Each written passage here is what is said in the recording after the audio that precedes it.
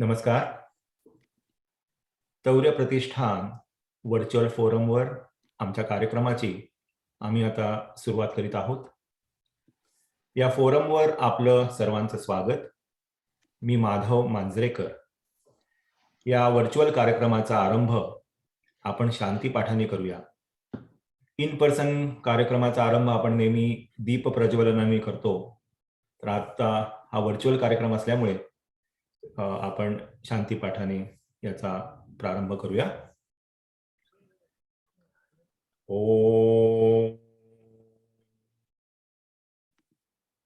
ओम सहनाववतु सहनौ भुनक्तु सह वीर्यं करवावहै तेजस्विनावधीतमस्तु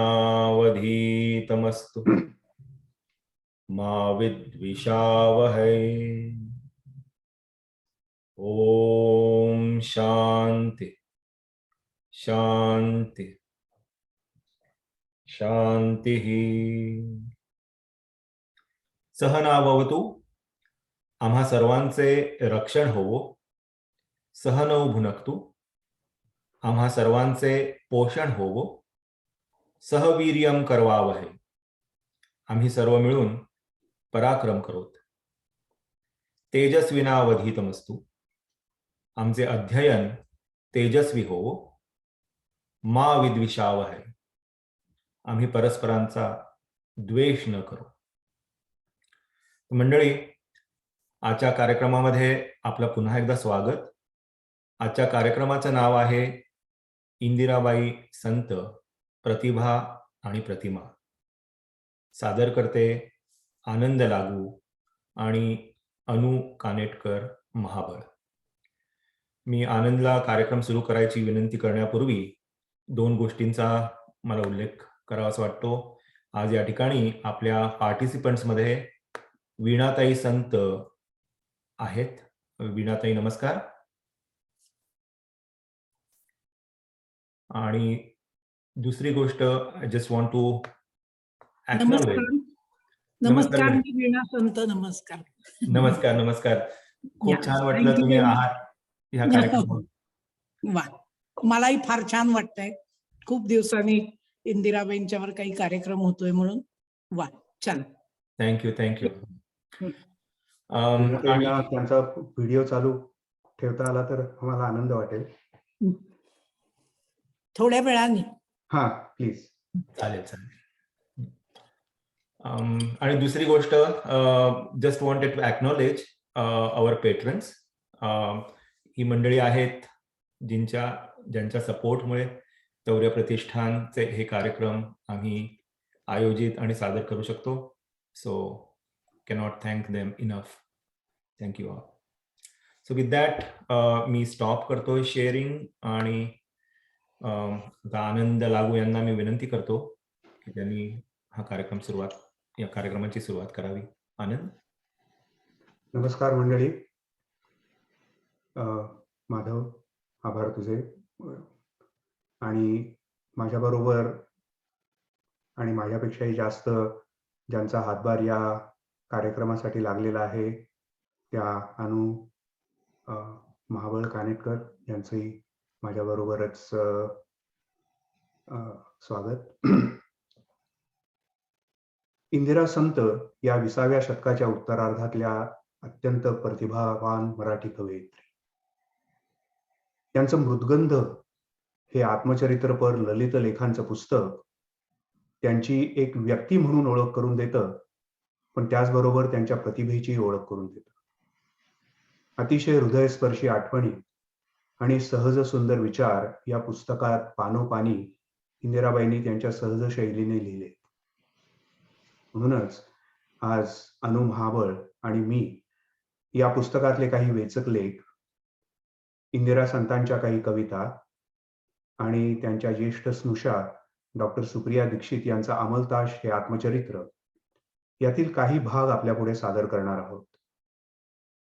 या श्रेष्ठ कवयित्रीची प्रतिभा, त्यांची स्वतःची आत्मप्रतिमा आणि इतरांना जाणवलेली त्यांची बाह्य प्रतिमा यातली नाती उलगडण्याचा हा एक अल्प प्रयत्न आहे.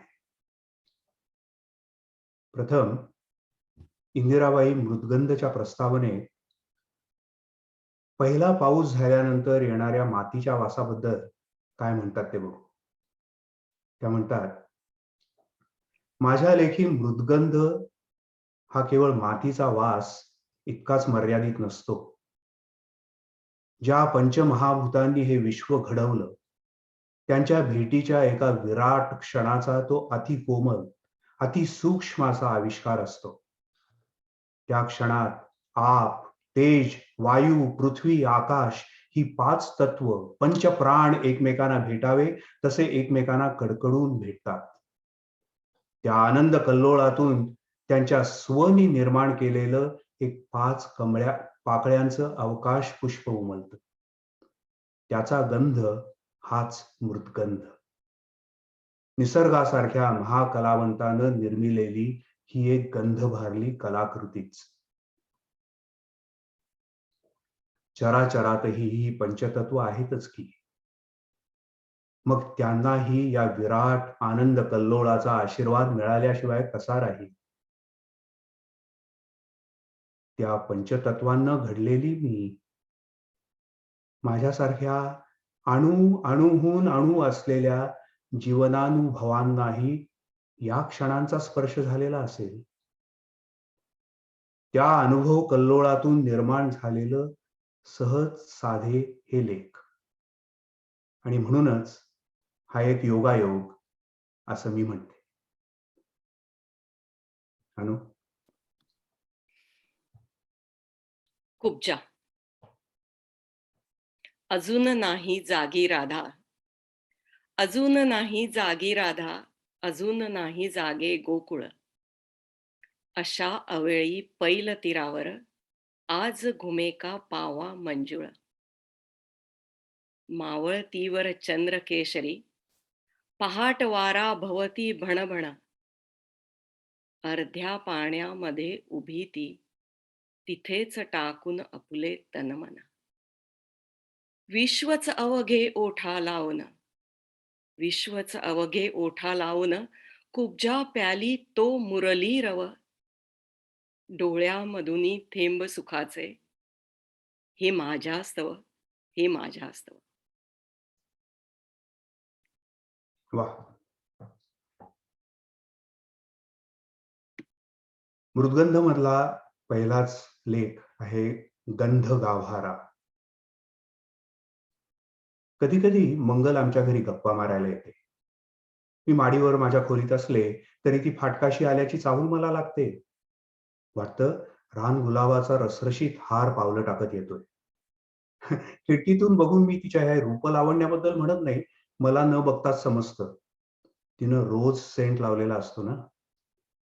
खाली तिच्या आपल्या बहिणीशी गप्पा चालतात आणि मी इथं लिहायला घेतलेलं पत्र, वाचायला घेतलेलं पुस्तक बाजूला ठेवून खोलीभर परमळणारा तो गंधोत्सव लुटत असते. त्या गंधापुढं सर्व काही विसरून जाते. खाली जाऊन गप्पा मारताना मला हे सुख अधिक अनुभवता आलं असतं, पण मी जात नाही. जसे आपण मोठे होतो तसं काही पाहिल्यावर, अनुभवल्यावर सहज सहज उचंबळून येणं, क्षणभर त्या अनुभवात एकजीव होणं, त्या आनंदात दुसऱ्याला सामील करून घेणं, हे कमी कमी होत जातं. असा मन भरून निरागस प्रतिसाद, एक पोरकटपणा, हावरेपणा समजला जातो. लहानपणी घरच्याच लोकांना हा पोरकटपणा वाटू लागला की आपण आपोआप प्रतिष्ठित होतो. म्हणूनच मला त्या सवयीमुळं खाली जावत नाही. गेले असते तर सुगंधाच्या आनंदाला मुकले असते.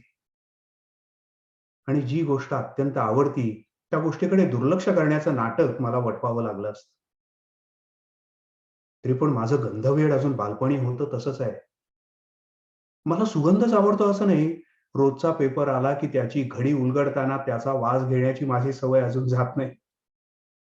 राजम्मांना खोलीच्या फरशीवर फिनेलची सफाई केली की मी या ना त्या कारणानं तिथं रेंगाळत राहते. कधी बरं नसलं की डॉक्टर इंजेक्शन द्यायला येतात. टोचण्याच्या ठिकाणी जो स्पिरिटचा बोळा फासतात त्या वासानं सोयीचं दुःख मी विसरून जाते. पण हे सर्व मी कोणाला सांगत नाही. कोणाच्या लक्षात न येईल याची दक्षता घेत मी गंधांचा आस्वाद घेत असते. इतका मला गंध आवडतो, तरी अत्तराच्या बाटल्यांचं मला वेड नाही. सुगंधाची इतकी जवळीक मला आवडत नाही, नको वाटते. मला माझी अशी पहिली सेंटची बाटली मिळाली ती यांच्याकडून. लग्नानंतर मुंबईला जी संसाराची खरेदी केली, त्यात हे सेंट माझ्यासाठी. बाटलीचा आकार, तिचा गर्द निळा रंग मला कितीतरी आवडला. निळ्या गर्द रात्रीत चांदणं साठवलंय असं वाटलं. मी त्यांना म्हटलं, हे सेंट तुम्ही वापरा. खुंटाळ्यावर कपडे असले की दिवसभर मी घरातून फिरताना तो गंध आला की मला खूप आवडेल.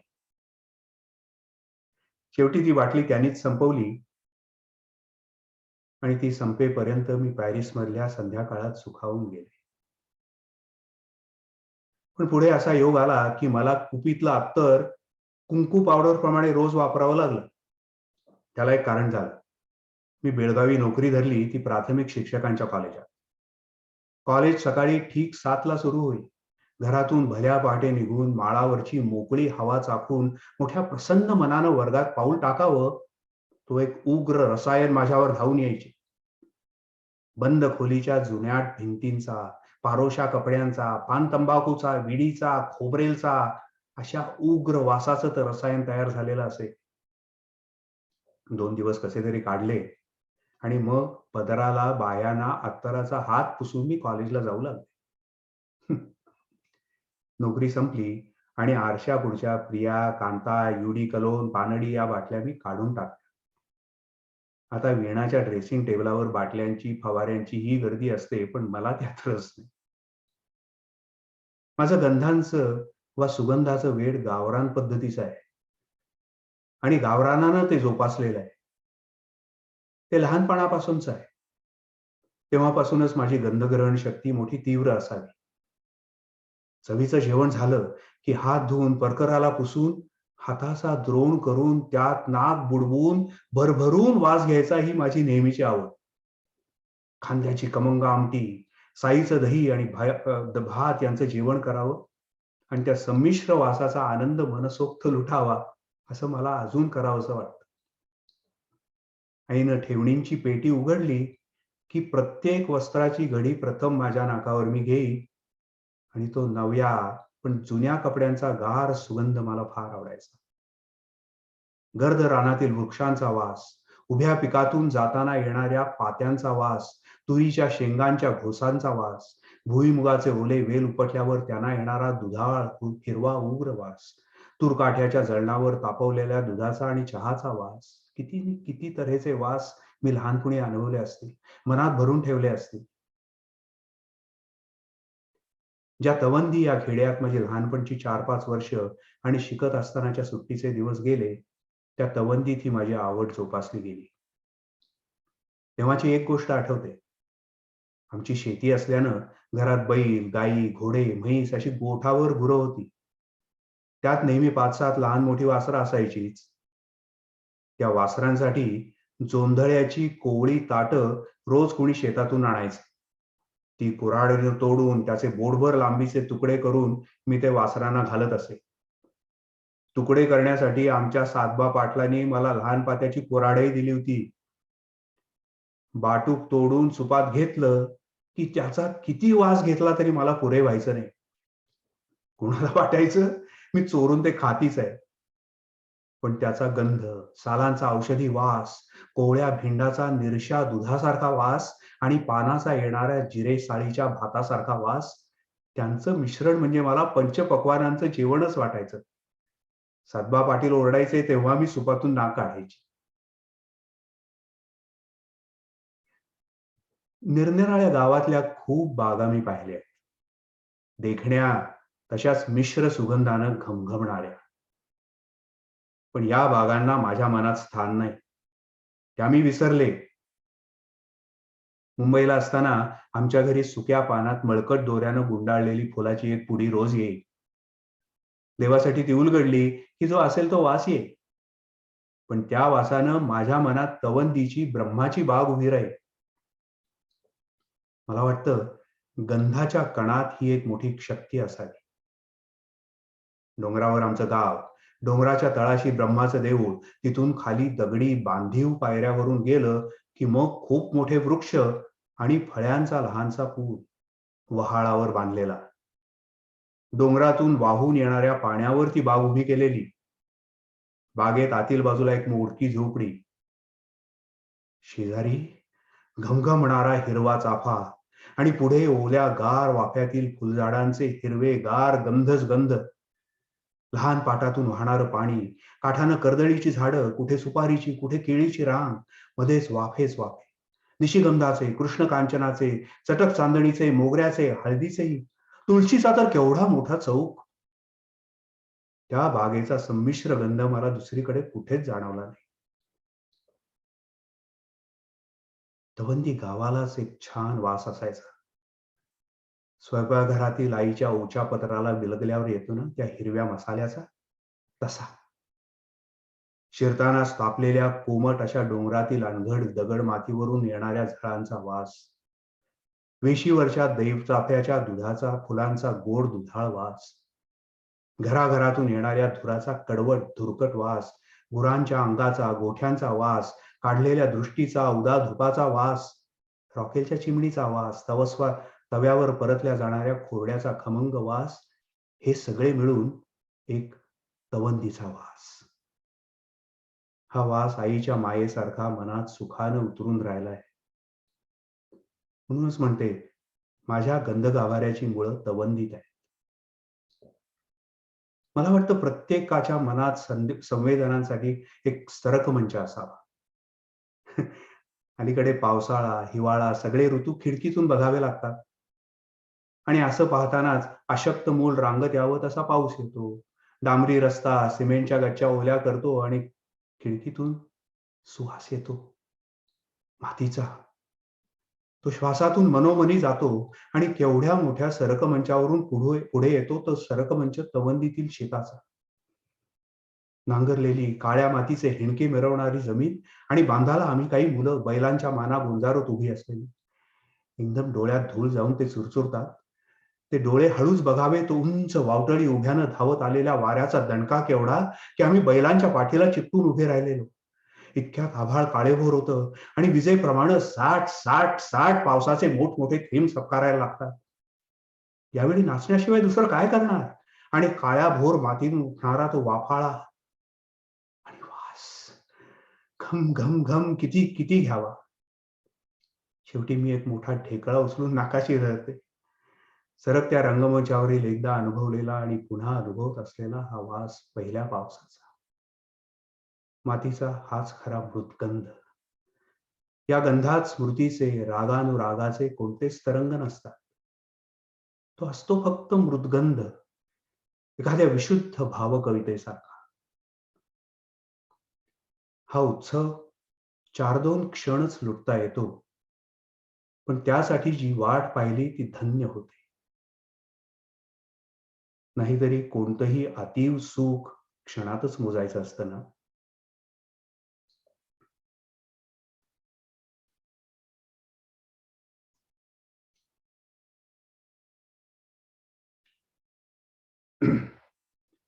या गंधगावाऱ्यातल्या पहिल्या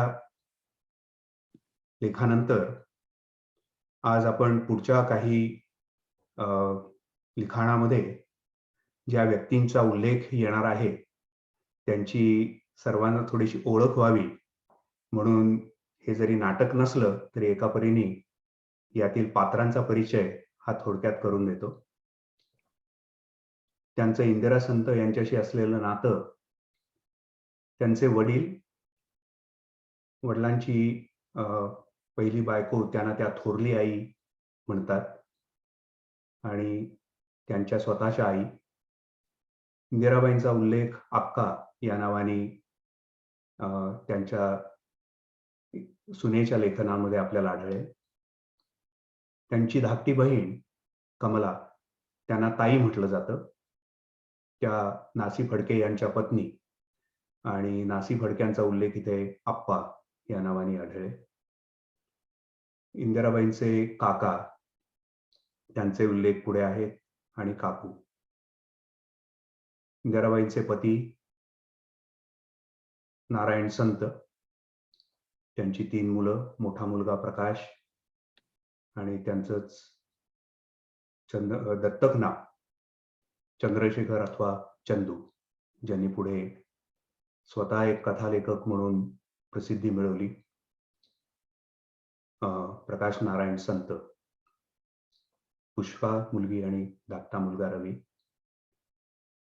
आणि अर्थातच आता ओझरता उल्लेख जो येऊन गेला तो धाकट्या सुनेचा विडा संत यांचा.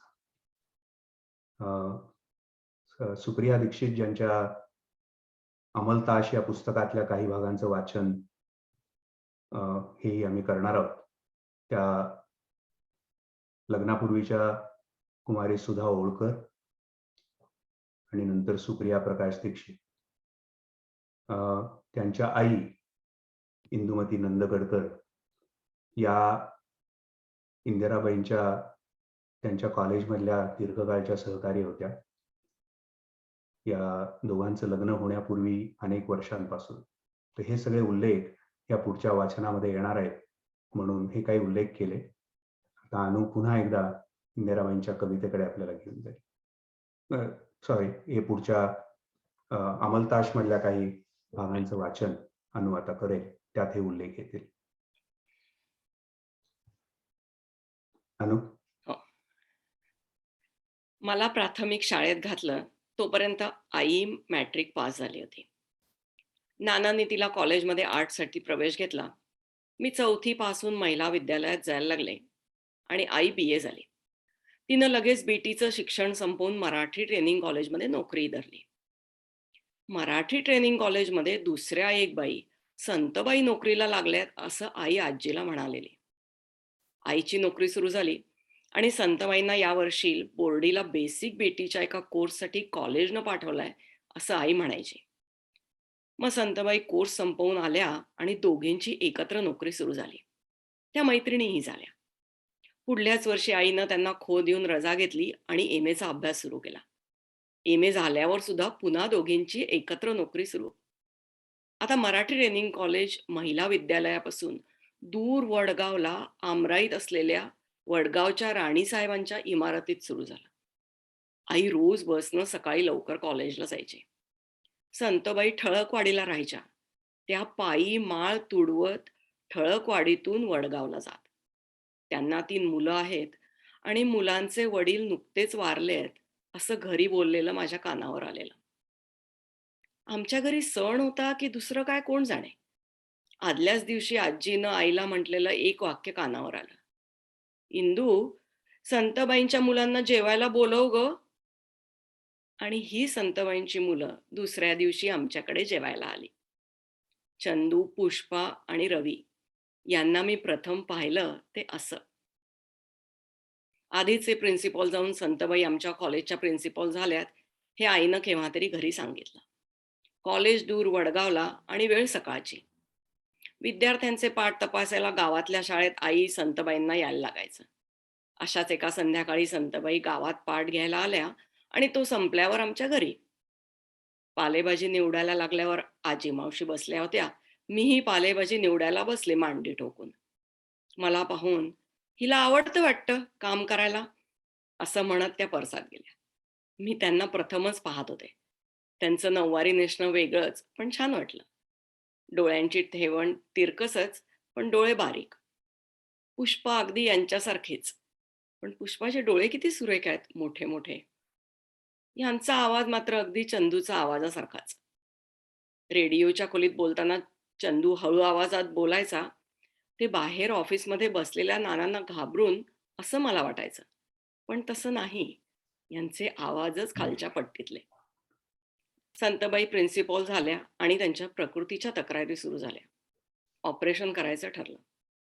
हॉस्पिटल बेळगावात आमच्या घरापासून 10 मिनिटाच्या अंतरावर. अख्ख्या बेळगावात एकच सर्जन. आजी म्हणाली, काही काळजी करू नका असं सांग संतबाईंना. त्यांचं घर ठळकवाडीला, घरात फक्त मुलंच.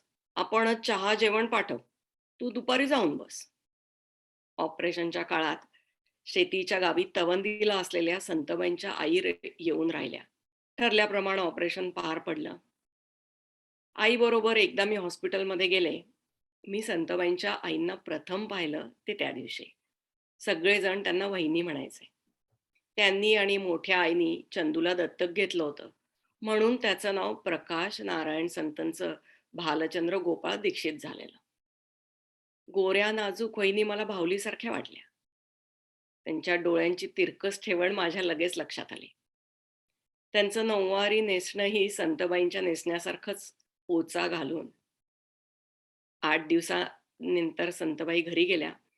संतबाईंच्या विश्रांतीच्या दिवसात आई ऍक्टिंग प्रिन्सिपॉल म्हणून काम बघत राहिली. पुढच्याच वर्षी संतबाईंचा मोठा आजार उद्भवला. पुन्हा ऑपरेशन करण्याची वेळ आली.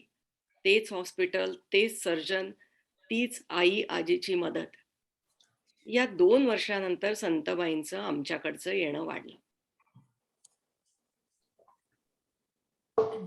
आणखी एक आनंद इंदिराबाई. पुढे जाण्यापूर्वी वीणाताई, काही तुम्हाला याबाबतीत हो. सांगायचं असलं तर? 2 मिनिटं घेऊ का तुमची? हो, अगदी हो. जरूर, अवश्य. काय आहे की अक्कांच्या आयुष्यावर मी एक पुस्तक लिहिलंय. त्याला आता 3 वर्ष झाली आणि त्या पुस्तकाचं नाव आहे अक्का, मी आणि. हम्म. तर ते बुक गंगा इंटरनॅशनलनी प्रकाशित केलेलं आहे हम्म. आणि ते अक्कांच्या पूर्ण आयुष्यावर माझ्या परीने, माझ्या सहवासात जे काही मी अनुभवलं त्याचं चित्रण त्याच्यात झालेलं आहे. हम्म. तर हा सगळा कार्यक्रम झाल्यानंतर तुम्हाला ते पुस्तक मिळतंय का जरूर बघा होय. आणि वाचून बघा. म्हणजे तुम्हाला इंदिराबाईंविषयीच सगळं, सब कुछ इंदिराबाई असं तुम्हाला त्याच्यात बघायला मिळेल, वाचायला मिळेल. आणि दुसरी गोष्ट म्हणजे मला फार आनंद झाला हा तुम्ही इंदिराबाईंवर कार्यक्रम केलात त्याचा. आणि तौर्य म्हणजे काय ते मला कळलेलं नाही. तौर्य हे नाव कसं काय आहे? होय होय. तर आपण अगदी थोडक्यात सांगतो आणि मग पुन्हा आपण आनंद आणि अनुकडे जाऊ इंदिराबाईंबद्दल बोलायला. पण तौर्य हा शब्द जो आहे हा तौर्य त्रिकम या शब्दापासून घेतलेला आहे. तौर्य त्रिकम हे गीतम, वाद्यम आणि नृत्यम याला तौर्य त्रिकम असं म्हणतात. तर साधारण परफॉर्मिंग आर्ट्स हे तौर्य त्रिकमचं वैशिष्ट्य. ओके. ही जी संस्था आहे तौर्य प्रतिष्ठान, ही नॉन प्रॉफिट संस्था आहे, रजिस्टर्ड संस्था आहे आणि या संस्थेतर्फे आनंद लागू आमच्या संस्थेच्या संचालक मंडळाचे अध्यक्ष आहेत. आनंद आणि संध्या, सुबोध आणि गौरी आणि मी आणि माझी पत्नी रमा असे आम्ही या संचालक मंडळावर आहोत. आणि अनु, सागर वगैरे ही सगळी आमची अगदी हुकमी मंडळी कार्यक्रम सादर करणार तर तुम्ही पाहतात आहात. सो कार्यक्रमाकडे पुन्हा वळूया. आनंद, प्लीज प्लीज. तर आता त्यांच्या थोडासा हा त्यांच्या वागण्याच्या विषयी परिचय बाहेरनं आपण पाहिल्यानंतर या कवीचं आतून मन कसं आहे पुन्हा एकदा आपण इंदिराबाईंच्या कवितेकडे वळू. कवितेचं नाव आहे फूल फुलता एकदा. फूल फुलता एकदा, पुन्हा कळीपण नाही. उघडल्या पाकळीला पुन्हा मीठ ठावी नाही. आळवावा गंधराग, उधळावे आत्मतेज. ओघळता शोभ व्हावी, रेती मातीची की शेज. अनु, वा, फार फार उच्च शेवटच्या 2 ओळी. आनंद. बरोबर. रेती मातीची गशेज. पुढची आपली सगळ्यांची परिचित देता घेता. पुस्तकातली खूण कराया दिले एकदा पीस पांढरे. पिसाहुनी सुकुमार काहीसे देता घेता त्यात थरारे. मेजावरचे वजन छानसे म्हणून दिला नाजूक शिंपला. देता घेता उमटे काही मीना तयाचा त्यावर जडला. असेच काही द्यावे घ्यावे, असेच काही द्यावे घ्यावे, दिला एकदा ताजा मरवा, देता घेता त्यात मिसळला, गंध मनातील त्याहून हिरवा. गंध मनातील त्याहून हिरवा. फार सुंदर. पुन्हा एकदा अक्कांच्या त्यांची प्रतिमा ही बाहेरून कशी होती ही थोडीशी त्यांच्या अमलताश या पुस्तकातल्या वर्णावर्ण आहे. आणि हे वर्णन आहे प्रकाश संत यांनी आपल्या आईचं वर्णन कसं केलं होतं ते त्यांच्या सुनबाई सांगतायत. अक्कांच्या बद्दलही तो बोलला. नानांचं आणि अक्कांचं भावजीवन एकमेकात गुंतून गेलेलं होतं. साहित्य, काव्य, नाट्य, संगीत यांची दोघांनाही आवड. 1943 साली नाना पुण्याची रास्ता एज्युकेशन सोसायटीच्या शाळेतली शिक्षकाची नोकरी सोडून बेळगावच्या मराठी ट्रेनिंग कॉलेजमध्ये प्राध्यापक म्हणून आले. इथे दोघांचंही लेखन बहरलं, नवं मित्रमंडळ जमलं. 1946 साली नानांना प्राचार्यपद मिळालं. पण त्याच वर्षी जूनमध्ये त्यांचा टायफॉइडनं मृत्यू झाला. सगळं अकस्मातच. अक्कांचं आनंदमय भावजीवन चुरगळून गेलं.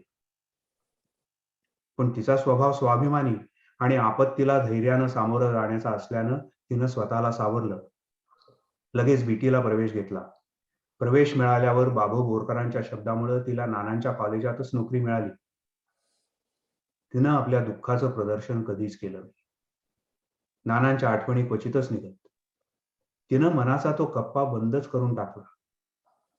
सगळ्यात मोठा मी 9 वर्षाचा, पुष्पा 4 वर्षांची आणि रवी अगदीच लहान 2 वर्षांचा आणि अक्काचं वय 32. कल्पना करतो सुद्धा तिच्या नोकरीमुळं मी सर्वात मोठा असल्यानं सबंध घराची जबाबदारी माझ्यावर आहे. घरातली बारीक सारीक कामं येणं आवश्यक बनलं. चहा करणं, भात करणं, बटणं लावणं, कपडे शिवणं, पुष्पा रवीला वाढणं हे सगळं मी करायचं. पुढे पुष्पा मोठी झाल्यावर तिनं ही जबाबदारी उचलली आणि आम्ही स्वावलंबी झालो होते. असे परिस्थिती बेताची. मॅट्रिक पास झाल्यावर याला रेशनच्या दुकानात चिकटवा असा अनेकांनी दिलेला सल्ला डावलून अक्कानं मला पुण्याला फर्ग्युसनच्या कॉलेजात शिकायला पाठवलं. दर महिन्याला ती 30 रुपये पाठवायची. इचलकरंजी संस्थांची स्कॉलरशिप मला मिळाली. नंतर पुष्पाला होम सायन्स साठी SNDT ला आणि रवीला आर्किटेक्चर साठी बडोद्याला पाठवेपर्यंत आर्थिक परिस्थिती खूपच सुधारली होती. ती प्रिन्सिपॉल झाली होती. पुन्हा एकदा कवीची प्रतिभा. अनु. एक हवे मज, एक हवे मज, एक हवे मज, दुःख हवे मज असेच काही. जखम जयाची सदाच ताजी, तीव्र वेदना घुमवित राही.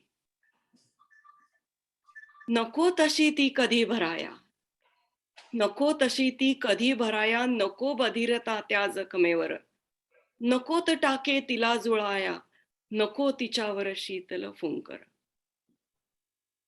असा असावा दाह तिचा पण, निळी तांबडी एकच ज्वाला, बेभानपणी अंधारातून तुझ्याकडे ती आणील मजला, तुझ्याकडे ती आणील मजला.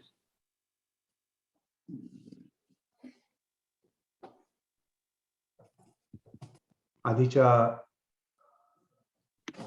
प्रकाश संत यांनी सांगितलेल्या आठवणींमध्ये जो उल्लेख आलेला आहे ते पतिनिधनाचं अकाली सहन करावं लागलेलं दुःख, याचा घाव इंदिराबाईंच्या मनावर किती खोलवर बसलेला होता, पण त्याला त्या कशा धैर्याने सामोऱ्या गेल्या आणि याचं एक त्यांच्या प्रतिभेतून उमटलेलं हे काव्यरूप.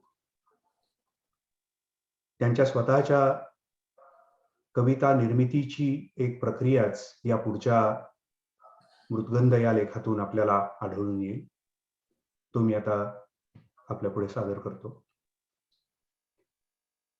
या लेखाचं नाव आहे रत्नमंजुषा. रत्नमंजुषा. आईची एक मोठी ट्रंक होती. ती नेहमी झोपायच्या खोलीत असे. आई कधी दुपारी कधी रात्री ती उघडून बसत असे. यावेळी खोलीचं दार मात्र ती लावून घ्यायला विसरायची नाही. दूर बघून बसायचं, दूर बसून बघायचं, हात लावायचा नाही कशाला, या अटीवर मी मात्र त्यावेळी तिथे असायची. भलं मोठं कुलूप काढून आई ती ट्रंक उघडून तिचं झाकण भिंतीला टेकून मग आतील एक एक वस्तू बाहेर काढायची. झाकणापर्यंत दाटलेले सणंग पहिल्यांदा. घडी उचलून हलक्या हातानं खाली जाजमावर ठेवायची, तिचे काठ निहाळायची. तिच्यावरून हलकेच हात फिरवून दुसरी घडी उचलायची. वडिलांचा निळा गर्द रुई फुली काठाचा कट, जांभळी पांबरी, त्यांचा 4 बोट रुंद जरी काठाचा जांभळा पितांबर, एक फिकट गुलाबी रंगाचा रेशमी शेला, वर जरीचे नाजूक बुट्टे असलेला. आईची 2 रुंद काठापदराची रेशमी लुगडी, आई त्यांना महावस्त्र म्हणायची. आणि सर्वात खाली एक जांभळी पैठणी. या सर्व घड्यांवरून हात फिरवून बघावा, जरा घडी उघडून बघावी असं मलाही फार वाटे. पण मन आवरून असं वाटणाऱ्या हातांची घडी घालून मी बसत असे. नंतर अगदी तळाला मोठी नक्षीदार अशी चांदीची तपक, पाट, कडेने बसवलेली फुलपात्र, तांब्या, वाट्या, द्रोण, अत्तरदाणी, गुलाबदाणी, ही सर्व भांडी हळूच बाहेर काढून आई ती पदराने पुसत असे. आणि मग मला ज्याची ओढ, तो दागिन्यांचा डबा ती बाहेर काढे. पितळेचा, पेढेघाटी, कडी कुलपाचा असा तो चकचकीत डबा असे. त्या डब्यालाही कुलूप असे. याला मी जादूचं कुलूप म्हणे. हे आडवं कुलूप असे. त्यातील प्रत्येक कांड्यावर इंग्रजी अक्षर असत. ती कांडी फिरवली, मागे पुढे करून अक्षरं जळवली की कुलूप उघडे. आणि ते आईने उघडलं की मी नकळतच हातभर पुढे सरकत असे. आई एक एक दागिना काढून न्याहाळून पदरानं पुसून खाली ठेवायची. बाजूबंद, तोळबंदी, लसण्या, बिल्वदलाची टिक्का पुतळ्यांची माळ, सरी, ठुशी, केवढाल्या नथी, गोठ, पाटल्या, असं कितीतरी. पूजेला देव मांडतात तसे ते दागिने मांडून डोळाभर पाहायची. आणि पुन्हा ते एक एक हलक्या हातानं डब्यात घालायची. पुन्हा सर्व वस्तू सणंग ट्रंकात नीट ठेवून कुलूप ठोकून ती तिथेच आडवी व्हायची.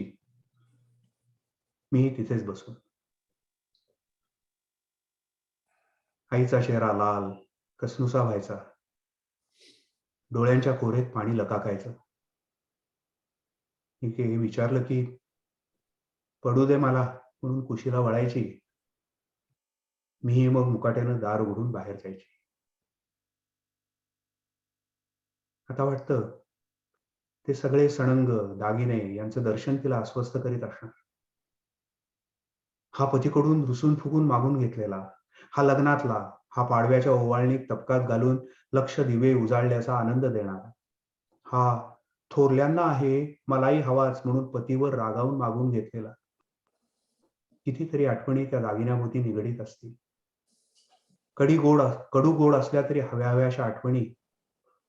त्यासाठी ती हे दागिने उघडून बघत असेल, मन शांतवत असेल. तिच्या मनातलं काहूर तिनं स्वतःपुरतंच ठेवलं. मलाही ते तिनं कधी उमगू दिलं नाही. तो दागिन्यांचा डबा, ते जादूचं कुलूप, ती ट्रंक मी हळूहळू विसरून गेले. निरनिराळ्या व्यवधानात त्यांच्याकडे वळून बघण्याचंही अवधान राहिलं नाही. मी शिक्षण पूर्ण केलं, संसाराला लागले, कविताही लिहू लागले. या कविता लिहित असताना मलाही माझ्या मनात एक मंजुषा सापडली. जादूच्या कुलपाची, पण अलंकारांची नव्हे. एक अलौकिकाची मंजुषा. ज्या प्रेरणा शक्तीनं मला कविता लिहायला प्रवृत्त केलं, त्याच प्रेरणा शक्तीनं मला ही मंजुषा दिली. आणि तिनंच त्यात ठेवण्यासाठी जे बहुमोल असं धन, त्याची जडणघडण करण्याची मनाला कुशलता दिली. सोन्याचा दागिना करताना ते प्रथम मुशीत घालून त्यातील जे सोनं नाही ते नष्ट करायचं. मग ते सोनं वाळवून, वाकवून, पत्रा करून, साच्यात घालून त्याचे अलंकार घडवायचे. तसंच हे काहीच. आपलं आयुष्य हे प्रवाही आहे. या प्रवाहात अनुभवाच्या लाटा आपल्याला सारख्या स्पर्श करत असतात. सुखाचे, दुःखाचे, कडू गोड असे अनुभव मना शरीराला भावले की त्यांना मनात स्थान मिळतं स्मृतिरूपानं. इथून पुढं निर्मितीचं काम सुरू होतं. ती प्रेरणा हा अनुभव पुन्हा आपल्यापाशी आणते, तो मुशीत काढून. त्यातलं सर्व स्वपण म्हणजे अनुभव घेणाराचं स्वपण काढून तो निखळ लोलकासारखा करून, हा लोलक सुद्धा भावदर्शी असतो. कारण अनुभव घेतानाच आपण तो विविध अंगांनी घेतलेला असतो. फूल पाहणं हा अनुभव डोळ्यापुरता नसतो, त्या फूल या वस्तू पुरता सुद्धा नसतो. त्याचा आकार, रंग, गंध, याच्याबरोबर त्याचं डोलणं, त्याच्या पाकळ्या गळणं, त्याच्यावर रुंजी घालणारा भ्रमर, त्याच्या पाकळ्या बघून, रंग बघून पुन्हा त्या संदर्भात मनात उमटलेली पूर्वानुभवाच्या साम्य विरोधाची असंख्य भाववले, हे अर्थ त्या फूल पाहण्याच्या अनुभवात असतात. म्हणूनच हा निखळ अनुभव हा विविध जाणीवांचा एक लोलकच असतो. आणि या लोलकात ती प्रेरणा शक्ती ठिणगीसारखी स्पंदनं टाकत असते. ही निर्मितीची प्रेरणा आपल्याला आलेल्या असंख्य अनुभवातील जे लोलक घडवून देते, ते आपण या अलौकिक मंजुषेत जमा करतो. आणि गंमत म्हणजे जे एकूण काम जाणीवपूर्वक होत नसतं, ते ती निसर्गाची प्रेरणाच सर्व करत असते. मी आईचे दागिने पाहून सुखावले, पण या माझ्या मंजुषेतला एक कण मला बघता येत नाही, कारण त्याला ते जादूचं कुलूप असतं आणि ती जादू फक्त त्या प्रेरणेला ठाऊक असते. ही प्रेरणा आणि हे लोलक यांनीच तर ही कविता घडवलेली असते ना. म्हणजे ही मंजुषा कवितेला रूप देणाऱ्या रत्नांची खाणच म्हणायची. या लोलकांनीच माझ्या आजवरच्या कविता साकार केल्या. हे लोलक मला माझ्या अनुभवातून मिळाले. मृण्मयी या कवितेबद्दल असंच, ही प्रेम कविता नव्हे. वाचकाला माझी अशी जी कविता वाटते त्यातही ही बसत नाही. पण ही कविता माझी फार आवडती आहे. तिचे सर्व लोलक या मंजुषेतलेच. यातील अनुभव काही कालानुक्रमानं आलेले नाही आणि कविताही काही मी लगेच लिहिली नाही. त्यातले 2 अनुभव आगे मागे असे किती वर्षापूर्वी येऊन गेले. आम्ही प्रथम बेळगावी राहायला आलो ते मेच्या अखेरी, पाऊस काळात. एकदा संध्याकाळी 8च्या सुमारास दाराशी टांगा थांब. दारात जाऊन पाहिलं तर हेच टांग्यातून उतरले. प्रथम शंका आली त्यांच्या आजारपणाची, म्हणून टांग्याकडे धावलेच. पण ते हसत हसत उतरले आणि म्हणाले, चल आपल्याला जायचंय एकीकडे. कुठे कशाला काही बोललेच नाही. घरात येऊन ताईला म्हणाले, तेवढं जेवणाचं उरकून घे, हिला घेऊन जातोय कामासाठी. नेसलेलं पातळ चांगलंच होतं. ओचा पदर नीट केला आणि निघाले. चंदूनं मी बाहेर पडताच पदर काढून गळा काढला, मग त्यालाही घेतलं. टांग्यात बसल्यावर कितीदा विचारलं, अहो कुठं सांगा ना. तर म्हणाले, थोडं थांब. कॅम्प मधल्या एका चौकापाशी बसक्या पुलाची टांगा थांब. आम्ही उतरलो आणि ते म्हणाले, ते बघ तिकडे. आणि त्यांनी सांगितलेल्या दिशेला बघते तो काय, बाई ग, असा उत्सव मी जन्मात पाहिला नव्हता. टांग्यात पाठमोरं बसल्यानं उतरेपर्यंत काहीच दिसलं नव्हतं. चंदू तर नाचायला लागलेला. वर ढगाळलेलं आकाश, मिट्ट काळो, गारगार थेंब टाकणारा वारा, कॅम्पमधलं ते अवाढव्य फांद्या पसरलेलं उंच भरगच्च वृक्ष आणि त्या वृक्षांच्या फांद्यातून पानातून झिळमिळ नखनकणारे असंख्य काजवे.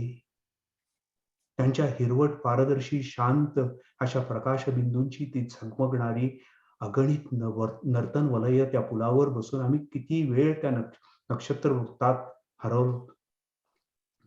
टांगेवाल्यानं हटकल्यावर नाईलाजानं उठलो. उमऱ्यातच चंदूनं मोठ्या आनंदानं गौप्यस्फोट केला. आम्ही काजवे बघायला गेलो होतो. आणि रुमालात धरलेले काजवे त्यानं पुढे केले. हा अनुभव लोलक होऊन त्या मंजुषेत जमा झाला. केव्हा कसा माहित नाही. दुसरा मातीच्या ताजेपणाचा. इथली हिंदवाडी नुकतीच घडत होती. एकदा नोकरीवर जाताना पाहिलं, तो लाल तजेत मातीची केवढी मोठी रास. ती माती मानवी स्पर्श झालेली नव्हती. धरतीच्या गाभ्यातून खणून काढलेली, अगदी ताजी, ओलसर, लाल कावेच्या रंगाची. आणि ती हातात घेऊन पाहिली तर स्पर्श तरी किती स्निग्ध आणि शीतोष्ण. हाही अनुभव त्या मंजुषेत जमा झाला. आणि केव्हा तरी कितीतरी वर्ष मध्ये गेल्यानंतर प्रेरणेनं कुलूप काढलं आणि त्या निमित्ताच्या शक्तिरूपाला हे लोलक उसळून येऊन चुंबकासारखे चिकटले. एकजीव झाले. मग मधले लोलक आले. हे लोलक आपले शब्द, आपली लय घेऊन आले आणि स्वप्न शिल्प तयार झालं. मृण्मयी, माझी असलेली आणि नसलेली अशी ही अलौकिक मंजुषा. अनु,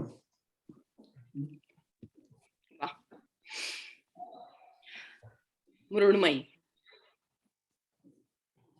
रक्तामध्ये ओढ मातीची, मनास मातीचे ताजेपण. रक्तामध्ये ओढ मातीची, मनास मातीचे ताजेपण. मातीतून मी आले वरती, मातीचे मम अधुरे जीवन. कोसळताना वर्षा अविरत, स्नान समाधीमध्ये डुबावे. दवात भिजल्या प्राजक्तापरी, ओला शरदामधी निथळावे. हेमंताचा ओढून शेला, हळूच ओले अंग टिपावे. वसंतातले फुला फुलांचे छापिल उंची पातळल्यावे. ग्रीष्माची नाजूक टोपली, ग्रीष्माची नाजूक टोपली, उदवावा कचभार तिच्यावर. जर्द विजेचा मत्त केवडा, तिरकस माळावा वेणीवर. आणिक तुझी या लाख स्मृतींचे, आणिक तुझी या लाख स्मृतींचे, खेळवीत पदरात काजवे. उभे राहुनी असे अधांतरी, तुझला ध्यावे तुझला ध्यावे.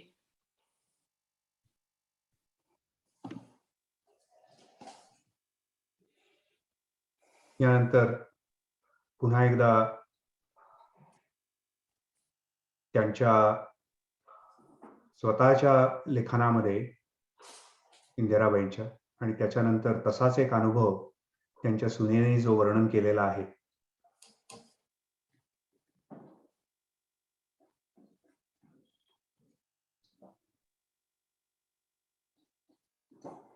त्यांना त्यांचे जे दागिने होते ते त्यांनी आपल्या सुनेला दिले. त्या लिहितात, मी एक एक दागिना उचलला. 2 वाक्या सोन्याच्या बारीक तारेनं विणलेल्या नाजूक पट्ट्यांवर बसवलेले कळसासारखे घुमट आणि चारी कोपऱ्यात सोन्याच्या मण्यांचे घोस. अगदी लहान आकाराच्या मनगटावर घालायच्या 2 लसण्या, एक पाटली, एक गोट. थोरल्या आईंना मी पाहिलं नव्हतं. थोरल्या आईंचे आणि वहिनींचे हे कुणाकुणाच्या तडाख्यातून वाचून राहिलेले दागिने, त्या दोघींच्या कायेचा स्पर्श झालेले हे दागिने, त्यांच्या स्पर्शासोबत माझ्यासाठी आशीर्वाद घेऊन आलेले हे दागिने. मी हळूहळू दागिने घालायला सुरुवात केली. त्या छोट्याशा वाक्या माझ्या दंडावर मापानं घडवल्यासारख्या सुरेख बसल्या. लसण्यांनी मनगट पकडली. एक गोट आणि पाटलीही मी हातात चढवली. मी त्या दोघींचं मनोमन स्मरण केलं, त्यांचे आशीर्वाद मागितले आणि आधी अक्कांना आणि मग सगळ्या वडीलधाऱ्यांना नमस्कार केला. अक्कांना भरून आलं होतं. अनु, पुढची कविता. सूर्योदयाचं आपण कधीही न एनिवे ऐक. सूर्योदय. झळंबल्या आकाशाला तुझ्या मौन निळ्या ज्वाळा, केव्हाहून मांडलेला हा जोहार सोहळा. झळंबल्या आकाशाला तुझ्या मौन निळ्या ज्वाळा, केव्हाहून मांडलेला आहे जोहार सोहळा. केस ओले पाठीवरी काळ्या रात्रीचे मोकळे, चंद्रकोरीचे केशर भांगामध्ये रेखलेले. केस ओले पाठीवरी काळ्या रात्रीचे मोकळे, चंद्रकोरीचे केशर भांगामध्ये रेखलेले. स्पर्श हिरव्या चुड्याचा नाद मावेना तालात, उतावळीची पैंजणे छंद भारली पायात. किती उशीर लावाया एक कुंकवाचे बोट. वा. सूर्योदय म्हणजे या रात्रीला लागलेलं कुंकवाचं बोट. इंदिराबाईंच्या वागण्यातला फरक त्यांच्या सुनेनी त्या घरामध्ये लग्न होऊन आल्यानंतर कसा वर्णन केलाय. 2 घरातल्या वातावरणात किती फरक. मी खूप बुजले होते. अक्कांच्या कविता वाचून आईनं सांगितलेल्या कितीतरी गोष्टींवरून, आजीकडच्या त्यांच्या होणाऱ्या भेटीतून त्यांची एक प्रतिमा माझ्या मनात तयार झाली होती. माझ्या मनातल्या कर्तबगार आजोबांच्या प्रतिमेसारखी या कर्तबगार स्त्रीची ही प्रतिमा. माझ्या आईसारख्याच प्रकाशच्या या आई, पण मराठी ट्रेनिंग कॉलेजच्या प्रिन्सिपॉल आणि प्रख्यात कवयित्री असलेल्या. त्यात प्रकाशनं उटीला सांगितलेलं सगळं मला आठवलं होतं. माझ्या मनातल्या अक्कांच्या प्रतिमेत आणखी तपशील भरला गेला होता. त्यांचा धीर गंभीर करारी चेहरा आणि कमी बोलणं यामुळे मला दबून गेल्यासारखं झालं होतं. त्यांच्याबद्दल आदरयुक्त भीती माझ्या मनात निर्माण झाली होती. आधीच घडाघडा बोलायचा, भावनांचा प्रदर्शन करायचा माझा स्वभाव नव्हता. वागता बोलताना मोकळेपणा वाटेना. त्याही मोकळेपणानं वागू शकत नव्हत्या असं जाणवत राहिलं. प्रकाशचं बोलणंही कमी झालं, तोही अवघडल्यासारखा. कुठेतरी या दोघींच्या नात्यामध्ये एक त्यांनाही न जाणवणारा आणि किंवा त्याचं कारण त्यांना समजत नव्हतं असा काहीतरी तिढा निर्माण झालेला आपल्याला या लेखनातनं जाणवतो. हा इंदिराबाईंच्या कवितेतही अनुदान. व्रत कवितेचं नाव. कधी कुठे न भेटणार, कधी न काही बोलणार, कधी न कुठे भेटणार, कधी न काही बोलणार, कधी कधी न अक्षरात मन माझे गोवणार. निखळे जरी अश्रू एक, ज्यात तुझे बिंब दिसे, निखळे निश्वास एक, ज्यात तुझी याद असे, पण तिथेच मिटून ओठ संपणार. व्रत कठोर हे असेच चालणार.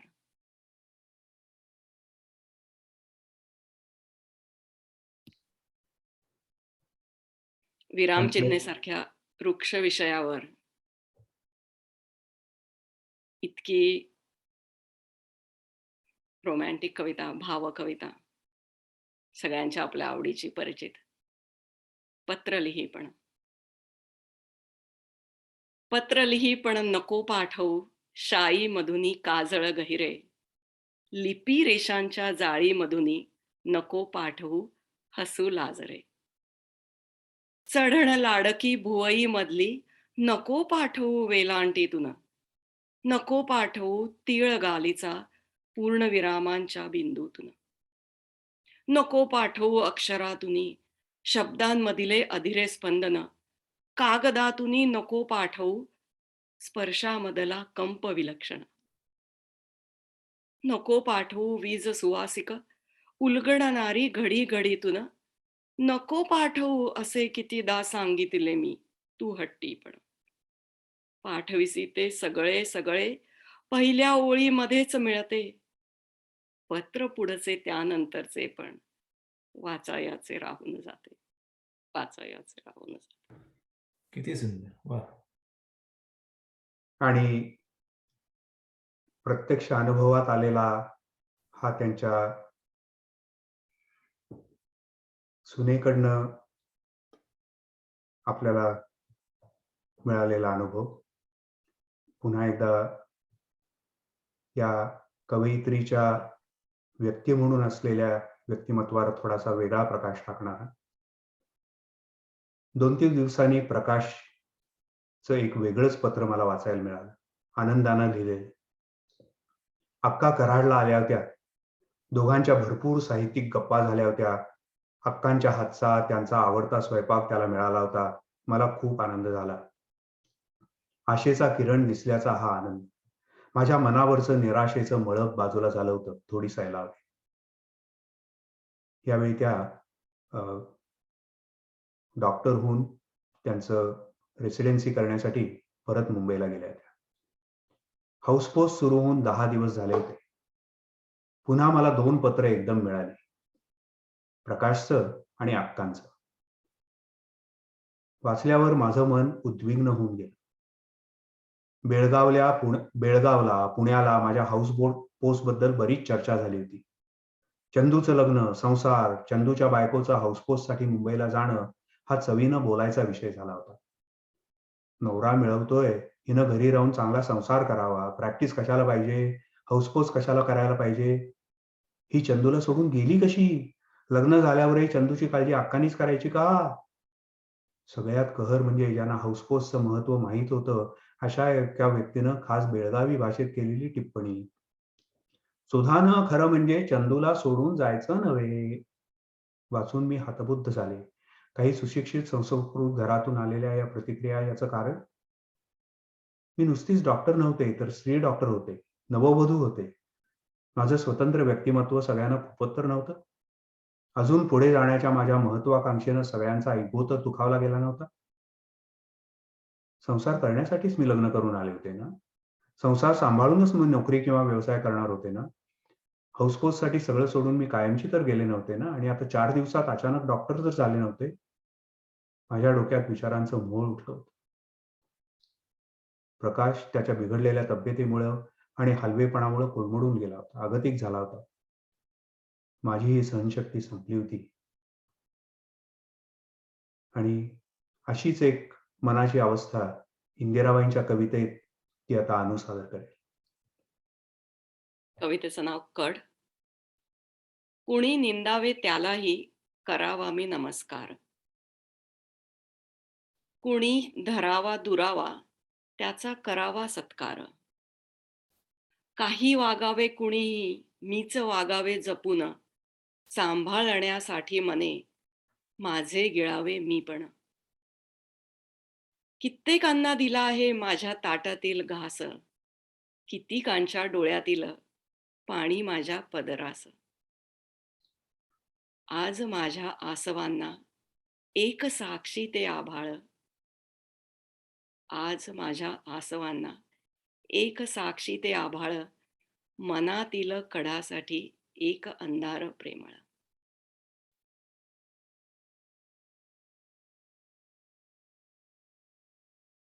आणि खरोखरच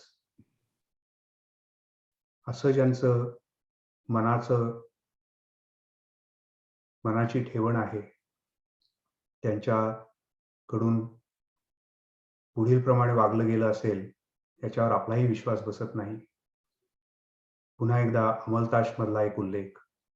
7 फेब्रुवारी 1963. पत्र अक्कांच्या हस्ताक्षरातलं. दवाखान्याच्या उद्घाटनानंतरचं पहिलं पत्र. थोडासा एक्सप्लेनेशन इथे असं की आधीच्या पत्रानंतर ज्याचा उल्लेख होता, डॉक्टर सुधा संत यांनी आपली हाऊसपोस्ट सोडून मुंबईतली परत त्या बेळगावला आल्या. तिथे थोडासा प्रॅक्टिसचा अनुभव घेऊन कराडमध्ये आपल्या पतीबरोबर म्हणजे प्रकाश संत यांच्याबरोबर त्यांनी स्वतःची अशी प्रॅक्टिस सुरू केली होती. त्याच्यानंतर आलेलं हे पत्र आहे. उत्सुकतेनं प्रकाशनं वाचायला सुरुवात केली. त्याच्या चेहऱ्यावरचे बदलणारे भाव आणि गंभीर होत जाणारा चेहरा पाहून पत्र केव्हा एकदा वाचेन असं मला होऊन गेलं. वाचून संपल्यावर एक अक्षरही न बोलता प्रकाशनं माझ्या हातात ठेवलं. पत्र खरमरी. आम्हा दोघांवरचा राग शब्दाशब्दातून उफाळणारा. ताई, आप्पा, पुष्पा, रवी यांना आम्ही दवाखान्याच्या उद्घाटनाचं पत्रिका काहीही न पाठवल्याचा. सासरचे डॉक्टर सोडून डॉक्टर पोतदारांचा सल्ला घेतल्याचा. त्यांच्याबरोबर खरेदीला जाताना अक्कांना मी बरोबर न नेण्याचा. अक्कांना मी उद्घाटनाचं आमंत्रण न दिल्याचा आणि फक्त माहेरची माणसं गोळा केल्याचा असे अनेक आरोप आमच्यावर होते. आमच्या दोघांच्या अकला निघाल्या होत्या. आजीचं घर हिचं माहेर का असं माझ्या संबंधी लिहिलेलं आणखी काही काही. मला रडूच कोसळलं. हे काय चाललं होतं? ठळकवाडीच्या आमच्या घरून नमस्कार करून निरोप घेताना नारळ, अत्तरदाणी, गुलाबदाणी माझ्या हातात ठेवणाऱ्या अक्का याच होत्या.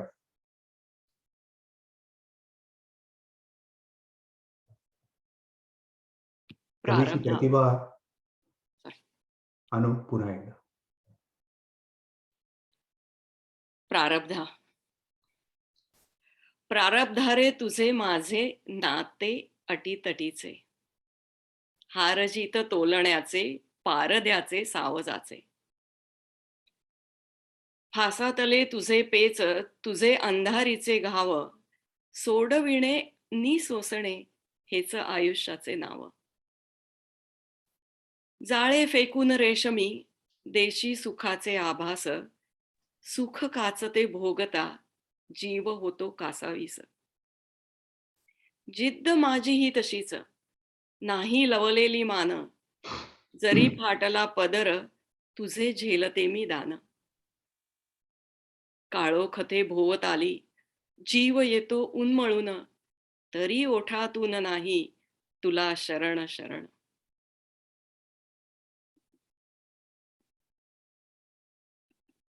कवीला असे कुठले अनुभव आले होते जे चरत चरत तिच्या मनामध्ये कायमचे जाऊन बसले असतील? हा एक अनुभव तप्त मुद्रा. संध्याकाळचे 7 वाजायला आले होते. चहा घेऊन मी मैत्रिणीकडे गेले होते. ती आता परतत होते. जरा उशीरच झाला होता. तिनं केलेली थट्टा अजून मनावर रंगत होती. तिच्या वडिलांनी वाचायला दिलेलं बुकर टी वॉशिंग्टनचं चरित्र हातात होतं. तशीच मी स्वयंपाकघरात गेले. काकू चुलीशी गप्प गप्प बसून होत्या. आज मी जेवणार नाही हं. अगं तिथंच इतकं खाऊ घातलं. असं म्हणत मी पाण्याचं भांडं तोंडाला लावलं. तो पुढच्या खोलीतून काकांची चढ्या आवाजातली हाक ऐकू आली. इंदू, आधी इकडे ये. फटाक्यात दारू भरलेली असते तसा संताप त्यांच्या त्या हाकेत कोंडला होता. एवढं काय घडलं होतं? मी धसकलेच. भीत भीत खोलीत गेले. तो एक वेगळंच वातावरण. आई कपाळाला घट्ट पट्टी आवळून बसली होती. काका खोलीत येरझारा घालत होते. मध्ये ढणाढणा पेटलेला कंदील होता. मला दारात बघताच काका ओरडले, इकडे ये, बैस इथं. आईनं माझ्याकडे बघितलंही नाही. मी मुकाट्यानं बसले. माझ्यासमोर उभे राहून काका विचारत होते, हे पत्र कोणाचं? हा कोण आहे? कॉलेजात घातलं त्याचं चांगले पांग फेडलेस. कोण आहे हा मवाली? असं म्हणत त्यांनी पाकिट माझ्या पुढे धरलं. 2 दिवसापूर्वी आलेलं ते संतांचं पत्र होतं. दिवाळीच्या सुट्टीत घरी येऊन मला 8-10 दिवस झाले होते आणि त्यांनी पत्र लिहिलं होतं ते मी ट्रंकेत ठेवलं होतं. मी मैत्रिणीकडे गेल्यावर काकांनी माझी ट्रंक तपासली असावी. ह्याच आलेल्या पत्राबद्दल सांगितल्यावर तिकडे मैत्रीण माझी चेष्टा करत होती आणि त्याच वेळी इकडे हे भयनाट्य उभं राहिलं. खरं म्हणजे त्यांच्या या रागानं मी भिवून जायची, गप्पगार व्हायची, पण कुठलं बळ आलं कोणाला ठाऊक. मी म्हटलं, उगाच काही बोलू नका. ते मवाली नाहीत. MA पहिल्या वर्षाला आहेत. त्या ज्योत्स्ना पुस्तकाच्या निमित्तानं त्यांची ओळख झाली. मी तुम्हाला म्हटलं होतं. माझा हा धीटपणा काकांना मुळीच आवडला नाही. ते म्हणाले, फार बोलू नको. नुसती ओळख आहे काय? पत्र उघडत त्याने विचारलं. नाही, आता मैत्री झाली आहे. मैत्री? केवढ्यानं ओरडत त्याने हातच उगारला. मी जेव्हा जाणीवात आले तेव्हा जमीन थरथरल्यासारखी वाटत होती आणि काकांनी तोफा डागायला सुरुवात केली होती. आईकडे पाहिलं तो तिला काही माझ्याविषयी वाईट वाटत होतं असं दिसलं नाही. मी भिंतीला मान टेकून ऐकत होते. मैत्री काय? कुठपर्यंत गेली आहे ही मैत्री? आठवण येते त्याला? एवढ्यावरच ते थांबत नव्हते. माझी उलट तपासणीच घेत होते. त्याच्याबरोबर फिरायला गेलीस काय? हॉटेलात गेलीस काय? असे प्रश्न आणखी खूप. मी स्वस्थ बसून होते. असल्या वेड्या वाकड्या प्रश्नांना मी काय उत्तर देणार होते? माझ्या अंगाचा भडका उडाला होता त्याही परिस्थितीत. मला द्रौपदीची आठवण झाली. तशीच मीही इथं. आणि मला यातून सोडवेल असा माझा तो मित्र 200 मैलावर, आणि तो काही देव नव्हता. मलाच उत्तर देणं भाग होतं. घसा कोंडला आणि डोळ्यातून पाणी लोटलं. हे बघा, मला वाटेल ते प्रश्न विचारू नका आणि बोलूही नका. आणि त्यांना शिवाय देण्याचं काम नाही. आम्ही फक्त फिरायला टेकडीवर जात होतो एवढंच खरं. चटकन काका माझ्या पुढ्यात येऊन बसले. खरं सांगतेस? खरं? अगदी खरं? हो, अगदी खरं. असं मी बोलतेय तो. त्यांनी केव्हा माझा उजवा तळवा उचलून कंदिलाच्या माथ्यावर दाबला मला कळलंच नाही. डोक्यात जाऊन भिनली ती एक तीव्र वेदना आणि वाचाच बंद झाल्यासारखी झाली. आता माझ्यात मी उरलेच नव्हते. गुडघ्यावर उताणा हात ठेवून बसलेलं मी एक जखमी जनावर झाले. जणू माझ्या भोवती कोणी नव्हतंच, फक्त मी आणि तो दाह आणि ती करपल्याची जाण. काकू दारात येऊन उभ्या होत्या. मागे बहीण कोपऱ्यात, आई गुडघ्यावर कपाळ टेकून. काकांच्याकडे मी पाहिलंच नाही. काकू वाटीत तूप घेऊन माझ्यासमोर येऊन बसल्या. मी डाव्या हातानं त्यांच्या हातातली वाटी हिसकावून बाहेर फेकून दिली. केवढा मोठा आवाज झाला आणि मग हळूहळू झापड आली. हे दुखणं आणि त्या अनुषंगाने येणारे भोग मला महिनाभर पुरले. भांडी घासणारी धोंडूबाई सवडीप्रमाणे माझे केस बांधत होती. पुढ्यात येणाऱ्या ताटातली फक्त भाकरी मी उचलत होते. 4 दिवसांनी एकदा कशी तरी स्नान करत होते. माझाच मला तिटकारा आला होता. माझ्या आयुष्यातल्या एका अतिशय कोवळ्या हळव्या अनुभवाची इथं विटंबना झाली होती आणि त्याला नख लावण्याचा प्रयत्न झाला होता. हाच मनाचा दाह त्या जखमेपेक्षा फार वाटत होता. त्यावेळी डागणं भाजणं या शिक्षा आजच्या इतक्या राक्षसी समजल्या जात नसत. शेजारच्या एका मुलानं देवापूरचा रुपया घेतला म्हणून त्याच्या आईनं त्याच्या हाताला पळी टाकून डाग दिल्याचं मी पाहिलं. एकदा एका लहान मुलानं लाथ मारली तर आमच्या समोरच्या मामींनी त्याच्या पायावर उदबत्तीचा चटका दिला होता. मीच त्याला दवाखान्यात घेऊन गेले होते. पण एका मुलाशी मैत्री हा अपराध होता का? आणि त्या अपराधासाठी तो पुन्हा हातून होऊ नये म्हणून यासाठी शिक्षा होती का? की हे दिव्य माझ्याकडून करून घेऊन माझ्या निर्दोषीपणाची खात्री पटवून घेतली होती? आणि ती का म्हणून? या असल्या प्रश्नांनी माझं डोकं भणाणून जात होतं. बऱ्याच दिवसांनी ती जखम बरी झाली. मनही निवळत होतं. आणि मग उमजलं की आपल्या संस्कृतीनं हे असलं निर्व्याज स्वातंत्र्यही स्त्रीला नाकारलेलं आहे. सर्व बाजूंनी तिला शिलाच्या रेशमी धाग्यांनी करकचून आवळून टाकलंय. मग कोल्हापुरात ओव्या गोळा करत असताना मला हे प्रश्न शांतपणे सोडवणाऱ्या 2 ओव्या भेटल्या. लेकीचा ग जन्म बाळपणी व्यस, तरुणपणामंदी उभं राहिल्याचा दोष. आणि दुसरी, परक्या पुरुषाच्या उभे राहूने सावलीला, बोल लागतो माऊलीला. आणि मग माझंही मन जरा शांत झालं. कारण कुणी एका शूद्रानं घेतलेल्या शिलाच्या शंकेमुळंच प्रभू रामचंद्रांनी सीतेचा त्याग केला. तिच्या पोटी रघुकुलाचा वंश वाढत असतानाही त्यांनी हे दिव्य केलं. आमच्या काकांनी मुलगी बिघडेल या पुढील शंकेनं तिच्या हातावर तप्त मुद्रा उठवली तर त्यात विशेष काय?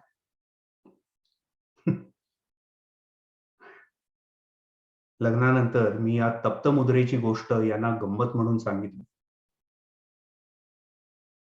यांनी किती वेळ माझा उजवा तळवा निरखून पाहिला आणि मग एकदम तो आपल्या डोळ्यांशी धरला. त्यांच्या डोळ्यातील पाण्यानं तो ओला झाला होता. मला कसं तरीच झालं. उगीच काय म्हणत त्याच हातानं मी माझे डोळे पुसले. त्या तप्त पण आता सुप्त असलेल्या मुद्रेनं असा गारवा प्रथमच अनुभवला होता. आणि या तप्तमुद्रेची आणखी एक आठवण त्यांच्यासाठी ही उमटली त्यांची शेवटची. जितकी गोड तितकीच मन ढासळून टाकणार. यांच्या शेवटच्या आजारात एका सकाळी मी यांचं अंग पुसत, टॉवेल देणं, कोरड्या केलेल्या अंगाला पावडर लावणं अशी कामं करत आमचा चंदू मला मदत करत होता. गळ्यापाशी मी पुसत असताना यांनी क्षीण हातांनी माझा उजवा हात उचलून आपल्या ओठावर टेकवला. मी चंदूकडे बघत यांच्यावर डोळे वटारले तरी हात बाजूला करून हे चंदूला म्हणाले, अरे आईच्या हाताला काटे आहेत का बघत होतो, टोचले ना मानेला. त्या अजाणाला ते पटलं आणि तो म्हणाला, तुझ्या हाताला काटे बघू. आम्ही दोघेही त्या भोळ्या सांबाकडे बघू मिश्किलपणे हसलो. हा आमच्या त्रिकुटाचा शेवटचा सुखसंवाद. माझ्या मनावर उमटलेली ही सुखमुद्रा सतत अश्रूत भिजवणारी पण सतत टवटवीत अशी.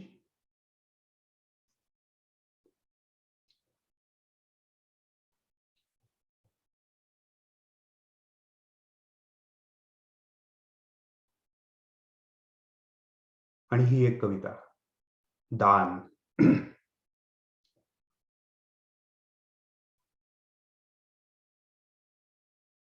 थांब जरासा, वळून बघ ना इकडे थोडे, जरा पुढे ये, हात पुढे कर, पसरी ओंजळ, काळ आभाळी, हे घे सगळे, हे घे हसणे, हे घे रुसणे, ही घे थट्टा, हे घे चिडणे, ही घे स्वप्ने, हे घे आठव, हे घे, हे घे, आवडत्या लकबींचे लाघव.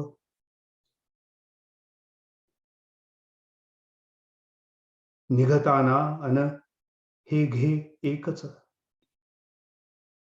शपथ तुला तर या सर्वांची, घेऊन जाणार उरलेलाही हा माझा स्वर. आभाळासाठी पाखरू हवे, आभाळासाठी पाखरू हवे, पाखरासाठी झाड हवे, झाडासाठी अंगण हवे, मग अंगणासाठी घर हवे, घराला 2 डोळे हवेत, एका डोळ्यात आनंदाचे पाणी हवे, एका डोळ्यात जिव्हाळ्याचे दाणे हवे, दोन्ही डोळ्यात आभाळासकट सगळे सगळे मावायला हवे.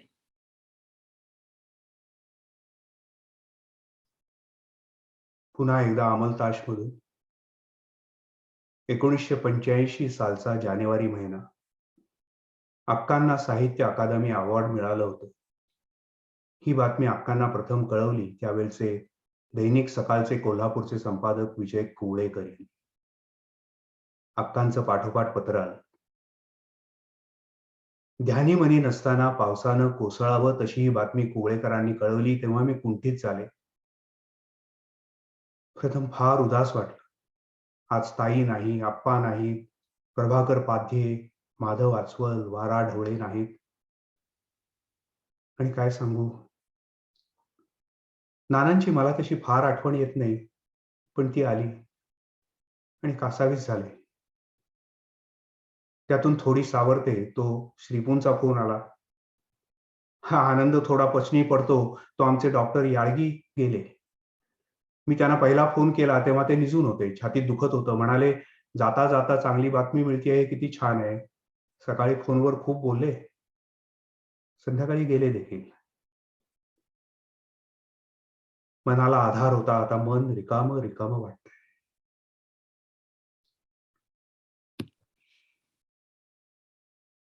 सांगावा, किती धाडला सांगावा, मला येऊन या न्यावे. 16 मुळा झाला जीव, किती त्याला शिणवावे.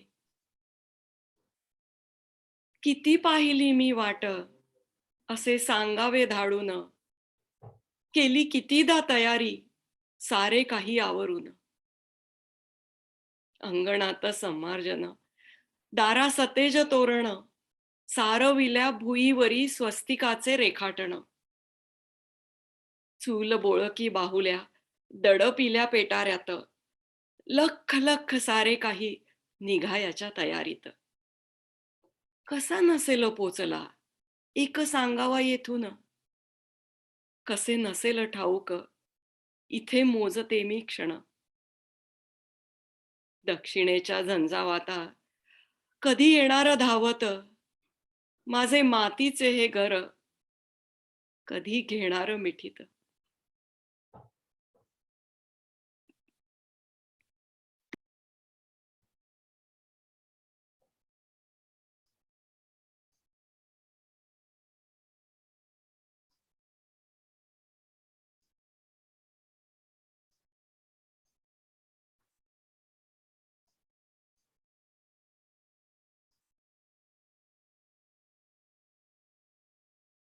कविता,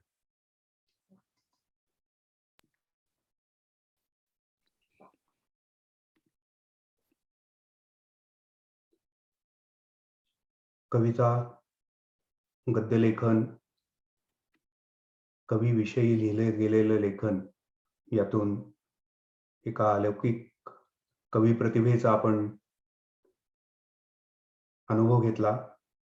त्याचबरोबर कवीची स्वतःच्या मानसातली आणि लोकांना त्यांची जाणवलेली प्रतिमा, हा प्रतिभा आणि प्रतिमा यातला थोडीशी रस्सीखेच, कदाचित थोडासा ताण, आंतरविरोध हे आपण पाहिले.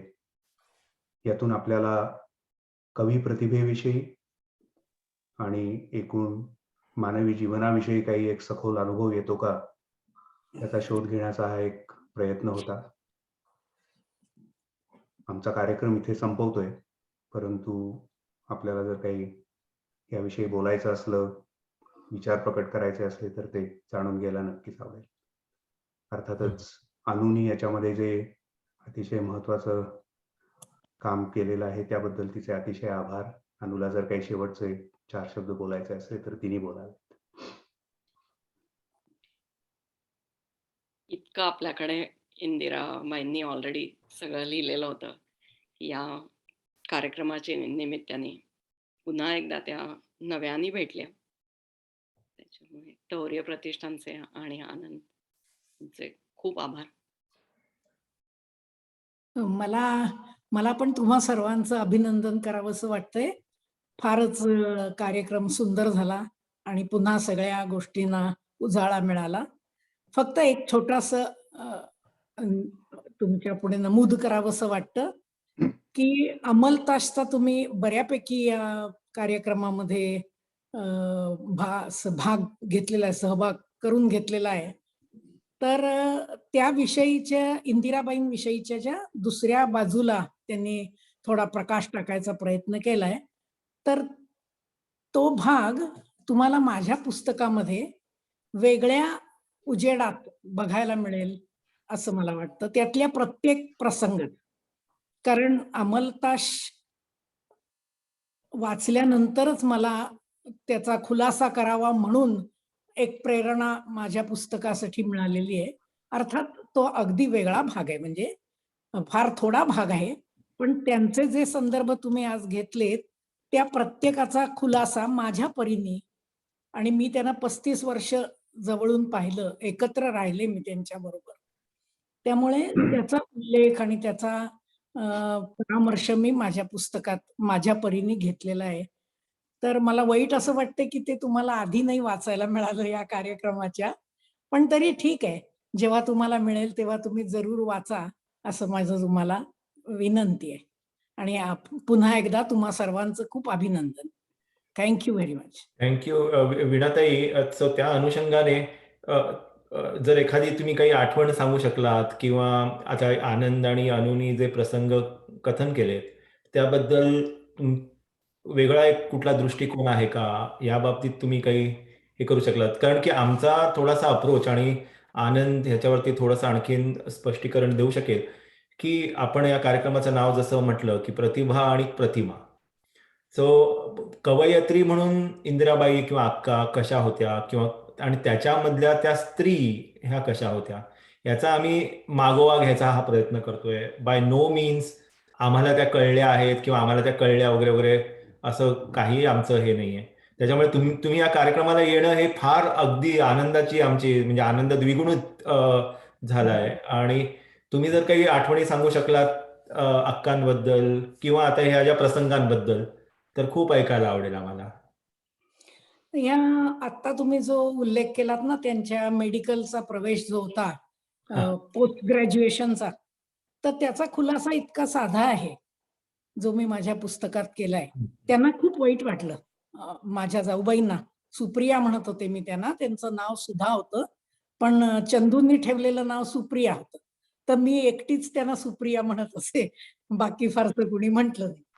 तर त्यांना मेडिकलला, म्हणजे त्यांचं लग्न कसं झालं, कोणत्या काळात झालं, हे सगळं मी माझ्या पुस्तकात पहिल्या काही पानांमध्ये लिहिलेलं आहे. माझ्या लग्नाच्या संदर्भात मी ते लिहिलेलं आहे. आणि माझ्या लग्नाच्या बाबतीत अक्कांचा जो दृष्टिकोन होता तो, आणि चंदूंच्या वेळी त्यांच्या लग्नाबद्दलचाही दृष्टिकोन तोच होता. तर त्या पोस्ट ग्रॅज्युएशनला गेल्या तेव्हा चंदू कराडला नोकरी करत होते आणि आजारी पडले आणि ते अतिशय हळव्या मनाचे आणि सोशिकपणा त्यांच्यात खूप कमी होता. शारीरिक पण आणि मानसिक पण. म्हणजे त्यांना सतत आपली माणसं, प्रेम करणारं, मायेचं माणूस जवळ असावं, असा त्यांचा फार आग्रही स्वभाव होता या बाबतीत. तर त्या तिकडे गेल्या आणि हे आजारी पडले. आता माणूस आजारी पडत नाही का? अक्का तेव्हा नोकरी करत होत्या बेळगावला. रवी बडोद्याला शिकत होते आणि माझी नणंद पुण्याला शिकत होती. आता चंदूंच्या जवळ जर त्यांच्या सोबत त्यांनी कुणी करावं, सोबत कुणी करावी, तर ह्यातलं कोण जाऊ शकणार होतं? इंदिराबाईंची अजून 10-11 वर्ष नोकरीची शिल्लक होती. 4 दिवसासाठी कुणीही जाऊ शकेल. बरं ते काही असे जंगलात पडलेले नव्हते. श्रीनिवास कुलकर्णींसारखे मित्र त्यांच्या जवळ होते. त्यांचे इतर प्राध्यापक मित्र होते. म्हणजे जी आबाळ व्हायची एकट्या माणसाची ती होतेच. पण त्या आबाळ होण्यापेक्षा त्यांना त्यांच्या मनाला सुप्रियाची साथ संगत त्यांना आता लग्न झालंय, तर ती तीव्रतेने हवी होती. आणि ती अपेक्षा कशी हे कोण पुरं करणार होतं? मग मला असं मनात आलं, की तुम्ही करिअर आणि संसार यामध्ये एकदा तुम्ही असं म्हणता, की मला संसार महत्वाचा आहे. मग तुम्ही ज्यांना सहन होत नाही त्या चंदूंना तुम्ही ह्याच्यात सोडून, विरहात सोडून कसे काय जाऊ शकता? खूप जण राहतात. मी लिहिलंय पुढे, की खूप जण असं शिक्षण पुरं करतात, आर्थिक भार उचलतात, सगळं होऊ शकतं. पण तुमचा नवरा नाही ना करू शकत आहे. तर ती जी कमी आहे, कमतरता आहे, ती इंदिराबाई कशी पुरे करू शकणार? आणि मग ते 3 ठिकाणी ते होत होतं. चंदू अक्कांकडे तक्रार करायचे आणि सुप्रिया एकीकडे आणि चंदू एकीकडे. मग अक्का म्हणाले, की सुधानी परत जावं कराडला. याला जर सहन होत नाहीये एकटं राहणं, तर त्याच्यावर काय तोडगा आहे? इतकी ती साधी गोष्ट होती. तर पण त्यांना ते इतकं तीव्रतेने ती महत्वाकांक्षा त्यांची अपुरी राहिल्याचं दुःख शेवटच्या क्षणापर्यंत सलत होतं, की ते शेवटी या अंमलतासमध्ये बाहेर पडलं. पण त्याचा उपाय अक्कांकडे नव्हता असं मी त्यांना जे बघितलंय, त्यावरून मी बघू शकते. त्यांची आई होती ना, खरं म्हणजे, पण त्या चंदूंजवळ कशा राहणार? कारण त्याही नोकरी करत होत्या. होय. हां. त्यामुळे नोकरी करणारा माणूस, बरं अक्कांना अजून या मुलांची शिक्षणं पुरी व्हायची आहेत. त्यांचं लग्न व्हायचंय अजून. मुलीचं लग्न करायचंय. नोकरी सोडून त्या कशा काय चंदूंकडे जाऊन राहणार? 3 वर्ष पोस्ट ग्रॅज्युएशन पूर्ण होईपर्यंत या ग्रँड मेडिकलला मुंबईला शिकणार. होय. कसं राहणार? होय. असं तो तिढा झाल्यासारखं झालं. हं. त्यांच्या दृष्टीने त्यांनी ते तसं घेतलं. पण मला ते तसं दिसलं नाही, कारण इतर मी अनेक अनुभव त्यात माझ्या पुस्तकात दिलेले आहेत, की बरं. जिथे-जिथे जो निर्णय घेणं कठोर असला, हं, तरी हं. तो त्या घेत आलेले आहेत. वाह! स्वतःच्या आयुष्याविषयी पण त्यांनी तसंच केलेलं आहे. जेव्हा नाना गेले तेव्हा महिन्याभरात त्यांना बीटी कॉलेज जॉइन करावं लागलं आणि नोकरीही सुरू केली. हे किती कठीण होतं. 3 वर्षाचा माझा नवरा घरी सोडून जाणं, काही हं. सोपी गोष्ट नव्हती. पण जे करायला हवं ते करायला हवं. मग चंदूंनाही त्यांनी सांगितलं, "अरे तुझी बायको शिकणार तुला माहीत आहे. होय, होय. तू असं सारखी तक्रार करू नकोस." पण ते त्यांनाही शक्य झालं नाही आणि असं ते इतकं साधी खरं म्हणजे गोष्ट आहे. पण होय. त्याचा त्यांनी वैयक्तिक फार त्याचा त्रास करून घेतला, त्रागा हं. केला असं मला वाटतं. होय. त्यांना जे वाटलं ते त्यांनी लिहिलंच आहे आणि हं. शेवटी अक्कांचं एकूण व्यक्तिमत्व आणि त्यांचं आत्तापर्यंतचा सगळाच कार्यक्षमता बघितली तर ते फारसं वावगं नाही होणार असं मला वाटतं. पण तरी त्यांनी लिहिलंय, त्यांना वाटतंय म्हणून त्यांनी लिहिलं. हेही तितकंच खरं आहे. बरं, बरं. त्यामुळेच मला फार दुःख झालं, की लोकांच्या समोर आता हे असं येणार, हं. तेव्हा आपण लिहायला पाहिजे. असं म्हणून मी ते लिहिलेलं आहे आणि कसं काय पुस्तक पोहोचलेलं नाही अमेरिकेत मला माहीत नाही. खरं म्हणजे पण नाही, काही आमच्या मंडळींनी ऑलरेडी आता हा सागर साबळे जो आहे तो त्यांनी मेसेज पाठवले आपल्या चॅटवर की बोलू का हो माझं मी? हा बोल की. नमस्कार वीणाताई, मी सागर हा, साबळे. मी तुमचं नमस्कार. पुस्तक आता वाचतो आहे. माझं निम्म्याहून अधिक वाचून झालेलं आहे. अरे वा. खूपच छान आठवणी आहेत. फक्त मी एक सजेशन देतो की वाचकांच्या दृष्टीनं की खूप नाती आहेत त्याच्यामध्ये. तर पुढच्या आवृत्तीमध्ये तुम्ही जर तुमची वंशावळ कशी आहे आणि कुणाचा काय संबंध हे जर लिहिलं, चित्राद्वारे दाखवलं ना, तर ते बरं पडेल. कारण नंतर नंतर मला परत परत मागं जाऊन बघावं लागेल की नक्की कुणाचं कुणाबद्दल बोलताय तुम्ही. ओके ओके हं. ओके ओके आणि ओके खूपच छान आहेत आठवणी. आणि म्हणजे इंदिराबाई ही ह्या व्यक्ती म्हणून कशा होत्या, मग कवयित्री आपल्याला कवितातून कळतात, पण व्यक्ती म्हणून कशा होत्या ह्याचं खूपच छान वर्णन त्याच्यात आहे. आणि thank you for writing that. Okay. Thank you. आपण कुठे असता? कॅलिफोर्नियाला असतो. Okay. Thank you. Thank you very much. Thank you Veenatai, thank you Sagar. तर अजून आपल्या ग्रुपवर मंडळी आहेत, तर कुणाला काही विचार मांडायचे आहेत? पद्मा मामी, काही सांगायचंय तुम्हाला संतांबद्दल, प्रकाश नारायण संतांबद्दल वगैरे? मी एक थोडंसं बोलतो. हा आणि म्हणजे वीणाताई, तुमचं जे पुस्तक होतं ना, त्याची ऑनलाईन जी आवृत्ती आहे, त्याच्यासाठी मी ती मिळवण्याचा प्रयत्न खूप केला. परंतु काही कारणामुळे, मला वाटतं तांत्रिक कारणामुळे असेल, ती काही माझ्यापर्यंत गेल्या आठवड्यात पोहोचली नाही. परंतु मला जे जाणवलं होतं ते कोणाच्यावर दोष दिग्दर्शन करण्यापेक्षा सुद्धा, की जर या दोघींचे आयुष्याचे प्रवास पाहिले, तर सुधाताईंचा आणि इंदिराबाईंचे काही अनुभव, म्हणजे दोघींनाही वडिलांचं हे फार काळ मिळालं नाही. त्याच्यानंतर पतिनिधनाचं दुःख दोघींनाही सोसायला लागलं. हो. यातून आणि काही बाबीत खूप वेगळेपणा होता. परंतु जो एक घराला असलेला एक मोठं घर आहे, मोठी कारण त्यांचे सुधाताईंचे वडील म्हणजे आजोबा ज्यांच्याकडे त्या राहिल्या, निदान ही अंमलतास माझी माहिती केवळ या पुस्तकातली हो, आहे. बरोबर आहे. पण ती बरोबर म्हणजे आहे. जसं आता इंदिराबाईंचंही जे तवंदीचं घर आणि ती सगळी शेती वगैरे, म्हणजे तो संबंध एकूण हा खूप मोठा होता. परंतु तरीही त्यांच्या काकांच्या वागण्यामुळे त्यांच्या मनाला जो त्रास होत गेला, तो कुठेतरी त्यांना माहितीच होता. म्हणजे केवळ ते जो तप्तमुद्रातला जो प्रसंग आहे तेवढाच नव्हे, पण नंतर सुद्धा ते त्यांच्या बोलण्यात असं आलं होतं की चंदू, तुला त्यांच्याकडे काय ते त्यांना मुखत्यार केलं, ही फार माझी मोठी चूक झाली, हो त्या म्हणाल्याचा उल्लेख आहे. तेव्हा हो आहे ना. म्हणजे त्यांनाही हे असे अनुभव आलेले. आणि मला असं वाटलं की याच्यामधूनच एकूणच मानवी स्वभावाची कॉम्प्लेक्सिटी, की जो आपण कोणीही माणूस साधा सरळ एका रेषेमध्ये सदा सर्व काळ संत, म्हणजे याच्यावरची कोटी सोडून द्या नावावरची, परंतु आपल्या प्रत्येकाच्याच आयुष्यामध्ये असे काही प्रसंग येऊन जातात. आणि ज्याला पूर्वी गृहदाह म्हणायचे, की हा केवळ इतक्या या कौटुंबिक याच्यामध्ये, आणि तरी सुद्धा यातनं संबंध आयुष्याची एक होत गेलेली होरपळ होरपळ झाली. आनंद पण खूप मिळाला. आनंद खूप मिळाला, दोघींनाही खूप मिळाला. म्हणजे मलाही असंच वाटतं की म्हणजे जे अमलतास मधलं संबंध वर्णन आहे ते एकूण शेवटी त्यातनं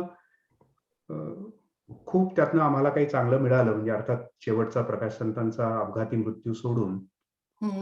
परंतु आणि इंदिराबाईंच्या ह्याच्यामध्ये सुद्धा, म्हणजे त्यांच्या कवितेवर किती आरोप जरी झाला, की त्यांच्यामध्ये एकच एक ती दुःखाची लय पकडून बसलेली आहे. आणि त्यांनी त्यांच्या लिखाणामध्ये ते म्हटलंय म्हणून, म्हणजे माझा काही तो आरोप करण्याचा हेतू नाही. परंतु काय सारखी सारखी रडकी कविता लिहितात वगैरे, असं त्यांनी स्वतःच म्हटलेलं आहे. परंतु अशा या संबंध याच्यामध्ये ही एक कवीची प्रतिभा, त्यांनी जो लोलकाचा उल्लेख केलेला आहे, की कुठले कुठले लोलक आपल्या मनामध्ये जाऊन चिकटतात आणि त्यातल्या कुठल्या लोलकामुळे त्यांची कविता समृद्ध होत गेली असेल, हे कदाचित आपल्याला याच्यातनं जाणवलं असेल. कदाचित एवढंच फक्त उल्लेख त्याच्या मागे होता. आणि जर काही चुकून वेगळे उल्लेख ह्याच्यातनं आले असतील नाही आणि नाही नाही, अजिबात नाही. एकारलेले असले तर क्षमा. एकारलेले म्हणजे तुम्हाला अंमलताश मधनं जे दिसलं तेच तुम्ही बघितलं ना. हो म्हणून तर माझी मुलगी मला म्हणत होती काही सांगू नकोस तू, पण मी म्हंटल की नाही, मला एवढं एक वाक्य सांगायलाच पाहिजे की वाचून बघा, म्हणजे तुम्हाला कदाचित दुसरी बाजूही कळेल. कोणी नाही. सर्व गुण संपन्न कोणीच नसतं, परंतु सुप्रिया फार महत्वाकांक्षी होते आणि तीच त्यांची पुरी झाली नाही, ही खंत त्यांना फार फार आयुष्यभर. शेवटपर्यंत राहिली. हा, तो दाह त्यांनी इतका हा केला की त्याच्यात सतत आमच्या घरामध्ये त्याचे पडसाद उमटत राहिले, असं मला वाटतं नात्यामध्ये. त्या शेवटपर्यंत येणं जाणं आणि छान नमस्कार. संबंध होते. मी जरा बोलू का? बोला ना. होय. मी पद्मा भागवत, मुंबईवरनं बोलते मी. आमचा आणि संत कुटुंबांचा म्हणजे मी माझा परिचय करून देते. मी च्या श्रीपू भागवतांची चुलत सून लागते. बरं. मी स्वतः मौजेमध्ये आता काम करतेच आहे. आणि संत कुटुंबाचा आणि श्रीपू भागवतांचा म्हणजे आमचा खूपच घरोब्याचा संबंध होता. आणि इंदिराबाई आणि प्रकाश नारायण संत हे सगळे आमच्या घरच्याच असल्यासारखे होते. आणि श्रीनिवास विनायक कुलकर्णी हेही आमचे संपादकच होते. त्यांच्याशी आमचं अतिशय घरोब्याचं नातं होतं. इंदिराबाई साहित्य, संगीत आणि इतरही बऱ्याच गोष्टींमध्ये त्या पारंगत होत्या. तर त्यांचा एक पैलू मला सांगावासा वाटतो स्त्री म्हणून, त्या अतिशय पाककला निपुण होतं असं मला आठवतंय. त्यांच्याकडे कुठलाही तुम्ही खाद्यपदार्थ जर हॅलो? हो, बोला. हां, ऐकू येतंय ना? होय, हो, होय. हो, हो. हां, कुठलाही खाद्यपदार्थ, कुठलीही अत्यंत अशी नीरस भाजी असू दे किंवा कुठलंही कडधान्य असू दे, त्यांच्याकडे त्या पदार्थावर अतिशय वेगवेगळ्या प्रकारच्या 10-15 रेसिपीज सहज तयार असायच्या. तर कदाचित ही बाजू माहिती नसेल म्हणून मी मुद्दाम त्याचा उल्लेख केला. आणि अतिशय साधी राहणी, उच्च विचारसरणी असं जे आपण म्हणतो, की कुठेही गेला तरी त्या मी कोणीतरी कवयित्री आहे, मी कोणीतरी मोठी आहे, मी साहित्यिक आहे, असा कधीही त्यांचा वागण्यामध्ये आव नसायचा. जसं एक गृहिणी स्वयंपाकघरातलं काम आवरून येऊन बसली आहे, अशा सहजपणे त्या कुठल्याही लोकांमध्ये वावरायच्या. आणि खरोखरीच आम्हाला त्यांचं अतिशय कौतुक वाटायचं. आणि संत कुटुंबांची जवळ सगळी पुस्तकं आम्ही प्रकाशित केलेली आहेत. आणि प्रकाश नारायण संत म्हणजे इंदिराबाईंबद्दल तर प्रश्नच नाही, परंतु प्रकाश नारायण संतांची पुस्तकं सगळीच्या सगळी आम्ही प्रकाशित केली आहे. आणि ते लंपन म्हणून जे लहान मुलावरती पुस्तक आहे वनवास, आणि त्याच्यानंतर शारदा संगीत, पंखा आणि झुंबर अशी ती एक मालिका आहे पुस्तकांची. तर पौगंडावस्थेतला मुलगा आणि त्याच्या आजूबाजूचं जग आणि त्याच्या दृष्टिकोनातून त्या पुस्तकामध्ये जी काही वर्णनं आलेली आहेत ती एवढी अप्रतिम आहेत की कुठलंही पान उघडावं आणि त्यातनं वाचावं. म्हणजे माझ्याकडे ते वनवास वगैरे अशी पुस्तकं बाहेरच ठेवलेली असतात. कधीही मनात आलं तर कुठलंही पान उघडावं आणि वाचावं. किती सुंदर पुस्तक आहे, किती सुंदर वर्णनं आहेत त्याच्यामध्ये. आणि चांदण्याचा रस्ता हे एक प्रकाश नारायण संतांचं ललित लेखांचं पुस्तक आहे. त्याच्यामध्ये त्यांच्या लहानपणच्या आठवणी पण आलेल्या आहेत. त्या आठवणींमध्ये इंदिराबाईंबद्दलही उल्लेख आलेले आहेत. आणि अमलताश हे पुस्तक मुळामध्ये खूप मोठ्या संख्येच्या पानांचं होतं. जवळ-जवळ 700 पानं होती असं म्हटलं तरी चालेल. कारण सुधाताई संत ज्या होत्या त्या अतिशय तीव्र स्मरणशक्तीच्या होत्या. आणि त्यांनी त्या अमलताशमध्ये अतिशय बारकाईने बऱ्याच गोष्टी लिहिल्या होत्या आणि ते पुस्तक खूप मोठं झालं होतं. मग ते पुस्तक 2 खंडांमध्ये प्रसिद्ध करायला लागलं असतं किंवा 700 पानी पुस्तक हातात घेऊन वाचणं शक्यच नव्हतं. आणि मग ते खूप मोठं झालं असतं. त्याच्यामुळे एडिट करत ते 350 पानांवर आणलं आणि त्या पुस्तकाचं काम बरेच दिवस चालू होतं. पण त्यांची स्मरणशक्ती एवढी तीव्र होती, की त्यांनी बारीक-बारीक गोष्टी सुद्धा लिहिलेल्या आहेत त्याच्यामध्ये.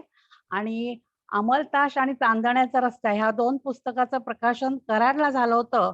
आणि त्या प्रकाशनाच्या वेळेला मौजेच्या वतीने मी त्या पुस्तकांवरती बोलले होते. आणि अतिशय असा हृद्य असा कार्यक्रम म्हणतात, तसा तो प्रकाशन समारंभ साजरा झाला होता.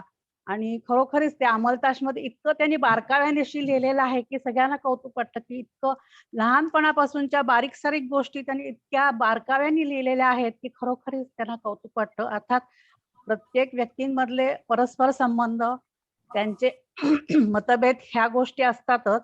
त्याच्यात आपण काही कॉमेंट करणं बरं नाही असं आम्हाला वाटतं. त्याच्यामुळे आम्ही आनंदाने ते पुस्तक स्वीकारलं आणि त्याच्यात जी त्यांच्या मतं जी आलेली ते त्यांची स्वतःची वैयक्तिक मतं आहेत. आणि श्रीनिवास कुलकर्णी हेही त्यांचे अगदी जवळचे मित्र होते लहानपणापासूनचे. त्याच्यामुळे त्यांच्यात सामंजस्याने ह्या गोष्टी घडलेल्या आहेत. पुस्तकात काय मजकूर ठेवायचा काय नाही हे सामंजस्यानेच ठरलं जातं. त्यामुळे काही गोष्टी येतात ज्या बाहेरच्यांना माहिती नसतात किंवा काही वेळेला असं होतं की बाहेरच्या माणसांचा त्याच्यामुळे गैरसमज होऊ शकतो. पण ती जी नाती असतात आपापसातले ते मनोव्यापार असतात ते त्यांनी सांभाळायचे असतात. त्याच्यात इतरांनी जास्त पडलं तर ते खरोखरीच आपल्यालाही त्रासदायक होऊ शकतं आणि त्यांनाही त्रासदायक होऊ शकतं. त्याच्यामुळे ह्या गोष्टी आपण बाजूला ठेवून प्रकाश नारायण संत, इंदिराबाई संत आणि सुधा संत हे असं एकमेव कुटुंब आहे की ज्यांनी अशा प्रकारचं लिखाण केलेलं आहे आणि सर्वत्र ते लोकांनी उचलून धरलेलं आहे. आणि आम्हालाही खरोखर आनंद होतो की अशा कुटुंबाशी आमचा घरोब्याचा संबंध होता. आणि आता अर्थात तिघही नाहीत त्याच्यामुळे त्यांच्याकडनं पुढे काही लिखाण येण्याची शक्यता नाही. पण जे काही लिखाण त्यांच्याकडून आमच्याकडे आलंय त्याबद्दल आम्ही अतिशय आनंदी आहोत आणि अभिमानही आम्हाला वाटतो. मला थँक्यू एवढं थँक्यू सांगायचं होतं. थँक्यू पद्मा मामी, थँक्यू वीणाताई.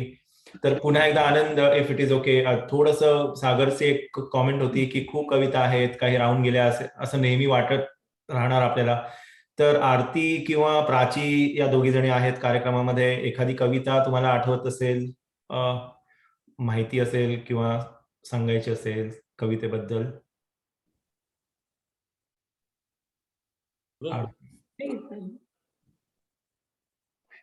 मी आरती मी ऍक्च्युली कविता नाही वाचत, पण कार्यक्रम खूप उत्तम झाला.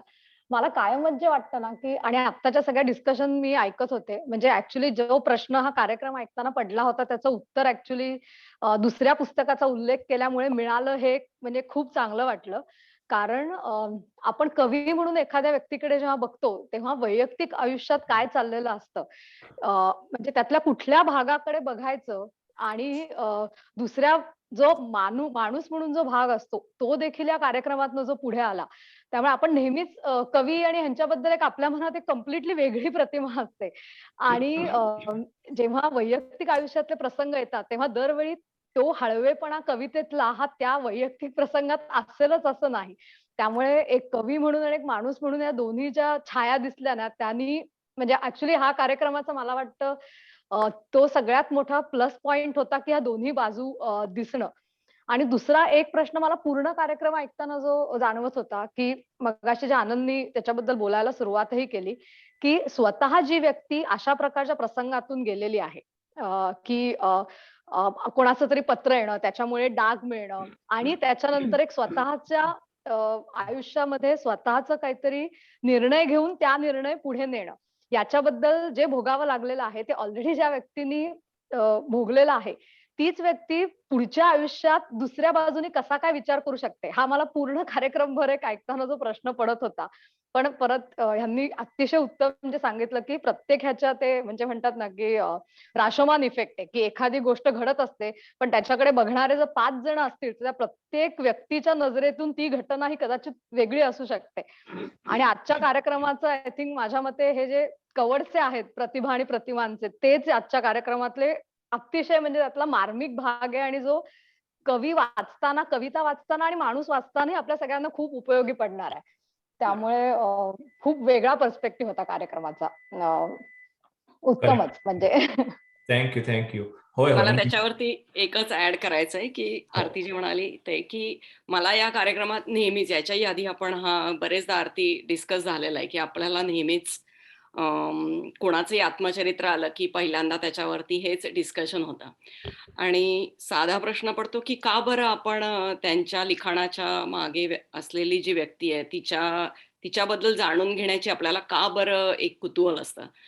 तर त्या निमित्ताने मला असं वाटतं की ते कुतूहल असतं कारण आपल्याला मानवी जीवनाबद्दलच कुतूहल असतं. त्याच्यामुळे तो त्या भागामुळेच हा सगळा आज आपण जे केलं ते त्याच्यामध्ये कुठलेही असं नव्हतं की मला त्यांच्या प्रतिभेबद्दलचा आदर कमी झाला असं कधीच वाटत नाही या डिस्कशनमुळे.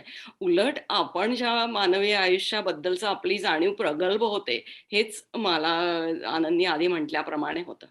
So Thank you. या डिस्कशनचं तेच एक मेन होय होय. आणि द टायटल कुड not have been more apt. आपण म्हटलं तसं की प्रतिभा आणि प्रतिमा. तर आपण कार्यक्रमाच्या शेवटाकडे एकच बोलू का माधव दादा? होय होय बोल. कार्यक्रम खूप सुंदर झाला. माझा आवाज अतिशय वाईट बसलेला आहे.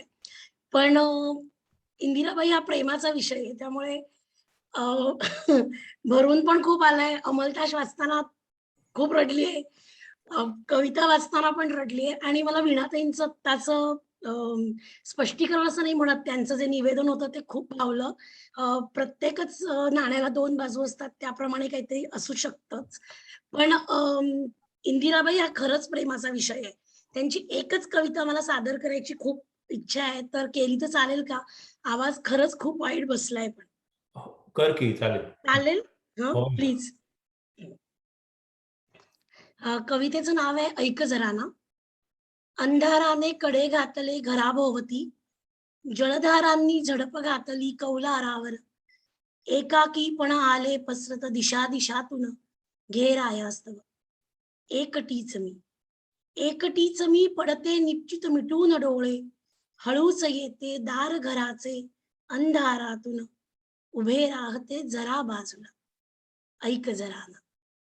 आठवते मजती टकटक त्या बोटांची, शहारते अनरंग रोगणाखाली एक आठवण गतजन्मीची, आभाळातून टपटपणाऱ्या त्या थेंबांची, ऐक जरा ना. ऐक जरा ना. दंडावरती हात ठेवून कुजबुज करते आराम खुर्ची, आठवते का अजून तुला ती कातर वेळा? माहित नव्हते तुझला वाट तुझी तो पाहत होता मिटून डोळे.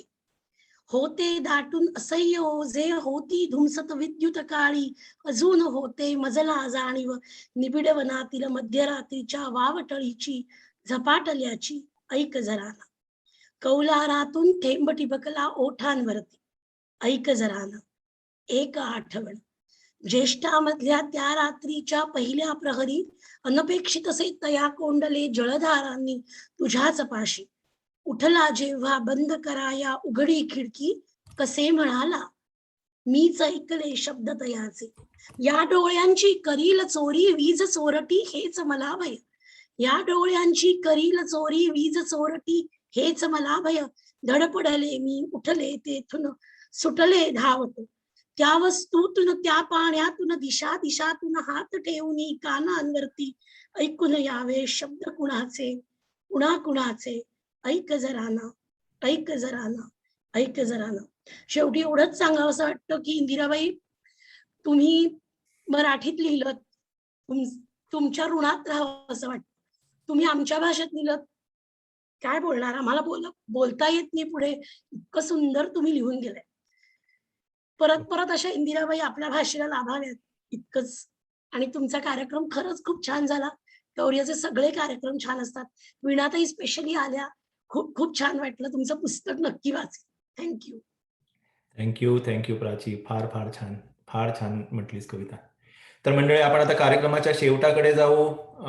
I will give the last word to Anand. त्यानंतर आपण 2 आठवड्यांनी जो कार्यक्रम आहे त्याच्या संदर्भात मी सांगेन.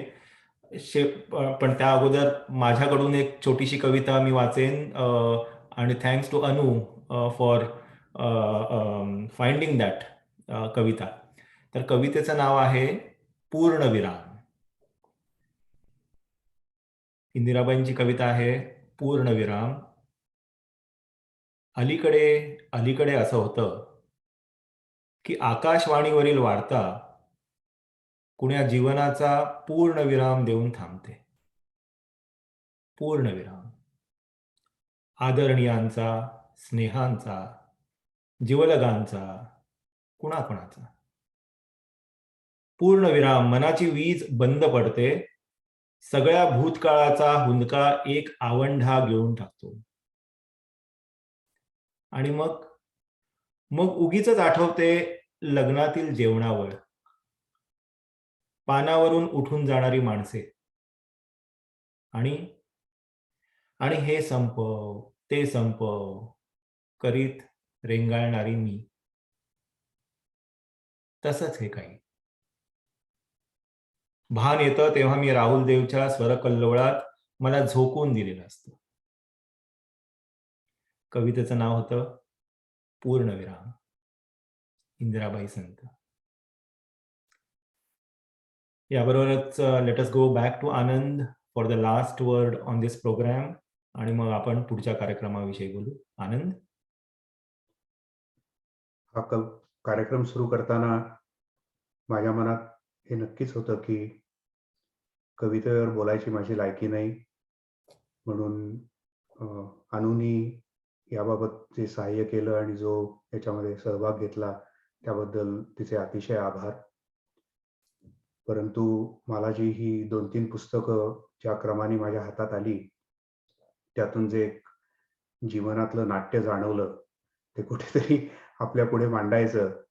नाटक हा माझा आवडीचा विषय असल्यामुळे हा एक थोडासा प्रयत्न होता, आणि आपल्या या नेहमीच्याच कार्यक्रमाप्रमाणे कुठेतरी कला ही शेवटी मानवाचं जीवन समृद्ध करत असते, आणि ते समृद्ध होत असताना आपल्याला जास्तीत जास्त सुसंस्कृत बनवत असते, या विश्वासातूनच हे सादर केलं होतं. वीणाताई, तुम्ही येऊन स्वतः काही जास्त गोष्टी सांगितल्यात, त्यामुळे या संबंध अनुभवाच्या ह्याला जास्त बोलाही आली, भरीवपणा आला, त्याबद्दल तुमचे विशेष आभार. आणि आपण सर्वांनी हा कार्यक्रम ऐकून घेतलात, सहन केलात, याबद्दल तुमचे सगळ्यांचे आभार. थँक्यू आनंद आणि अनु. फार सुंदर कार्यक्रम. Thank you very much. वीणाताई, खूप छान वाटलं तुम्ही आलात या कार्यक्रमांमध्ये सहभागी व्हायला. फार फार छान वाटलं. तर मंडळी, 2 आठवड्यांनी म्हणजे डिसेंबर 19 रोजी आपण डॉक्टर श्रीधर उपाख्य राजा दीक्षित यांच्याबरोबर संवाद साधणार आहोत. ज्येष्ठ इतिहास तज्ज्ञ आणि विचारवंत डॉक्टर राजा दीक्षित यांची अलीकडेच, म्हणजे मला असं वाटतं की जुलै महिन्यामध्ये या वर्षाच्या, राज्य विश्वकोश निर्मिती मंडळाच्या अध्यक्षपदी नियुक्ती झालेली आहे. तर ते राज्य विश्वकोश निर्मिती मंडळाचे अध्यक्ष आहेत. डॉक्टर राजा दीक्षित हे इतिहासाचे गाढे अभ्यासक असून सावित्रीबाई फुले पुणे विद्यापीठाच्या इतिहास विभागाचे ते प्रमुख म्हणून कार्यरत होते. तर त्यांच्या व्याख्यानाचा विषय इतिहास खरा आणि आम्ही म्हणतोय की ललित साहित्यामधला. तर ह्या अनुषंगाने ते आपल्याशी चर्चा करतील, बोलतील. तर मंडळी, नक्की या 2 आठवड्यांनी पुन्हा एकदा रविवारी 19 डिसेंबर रोजी. तर मंडळी, तौर्य प्रतिष्ठानच्या या व्हर्च्युअल फोरमवर सामील झाल्याबद्दल आपणा सर्वांचे आभार. वीणाताई, आपल्या सहभागाबद्दल पुन्हा एकदा अनेक धन्यवाद. आनंद, अनु, थँक्यू व्हेरी मच. या सत्राचा समारोप नेहमीप्रमाणे पुन्हा एकदा प्रार्थनेने करूया. ओम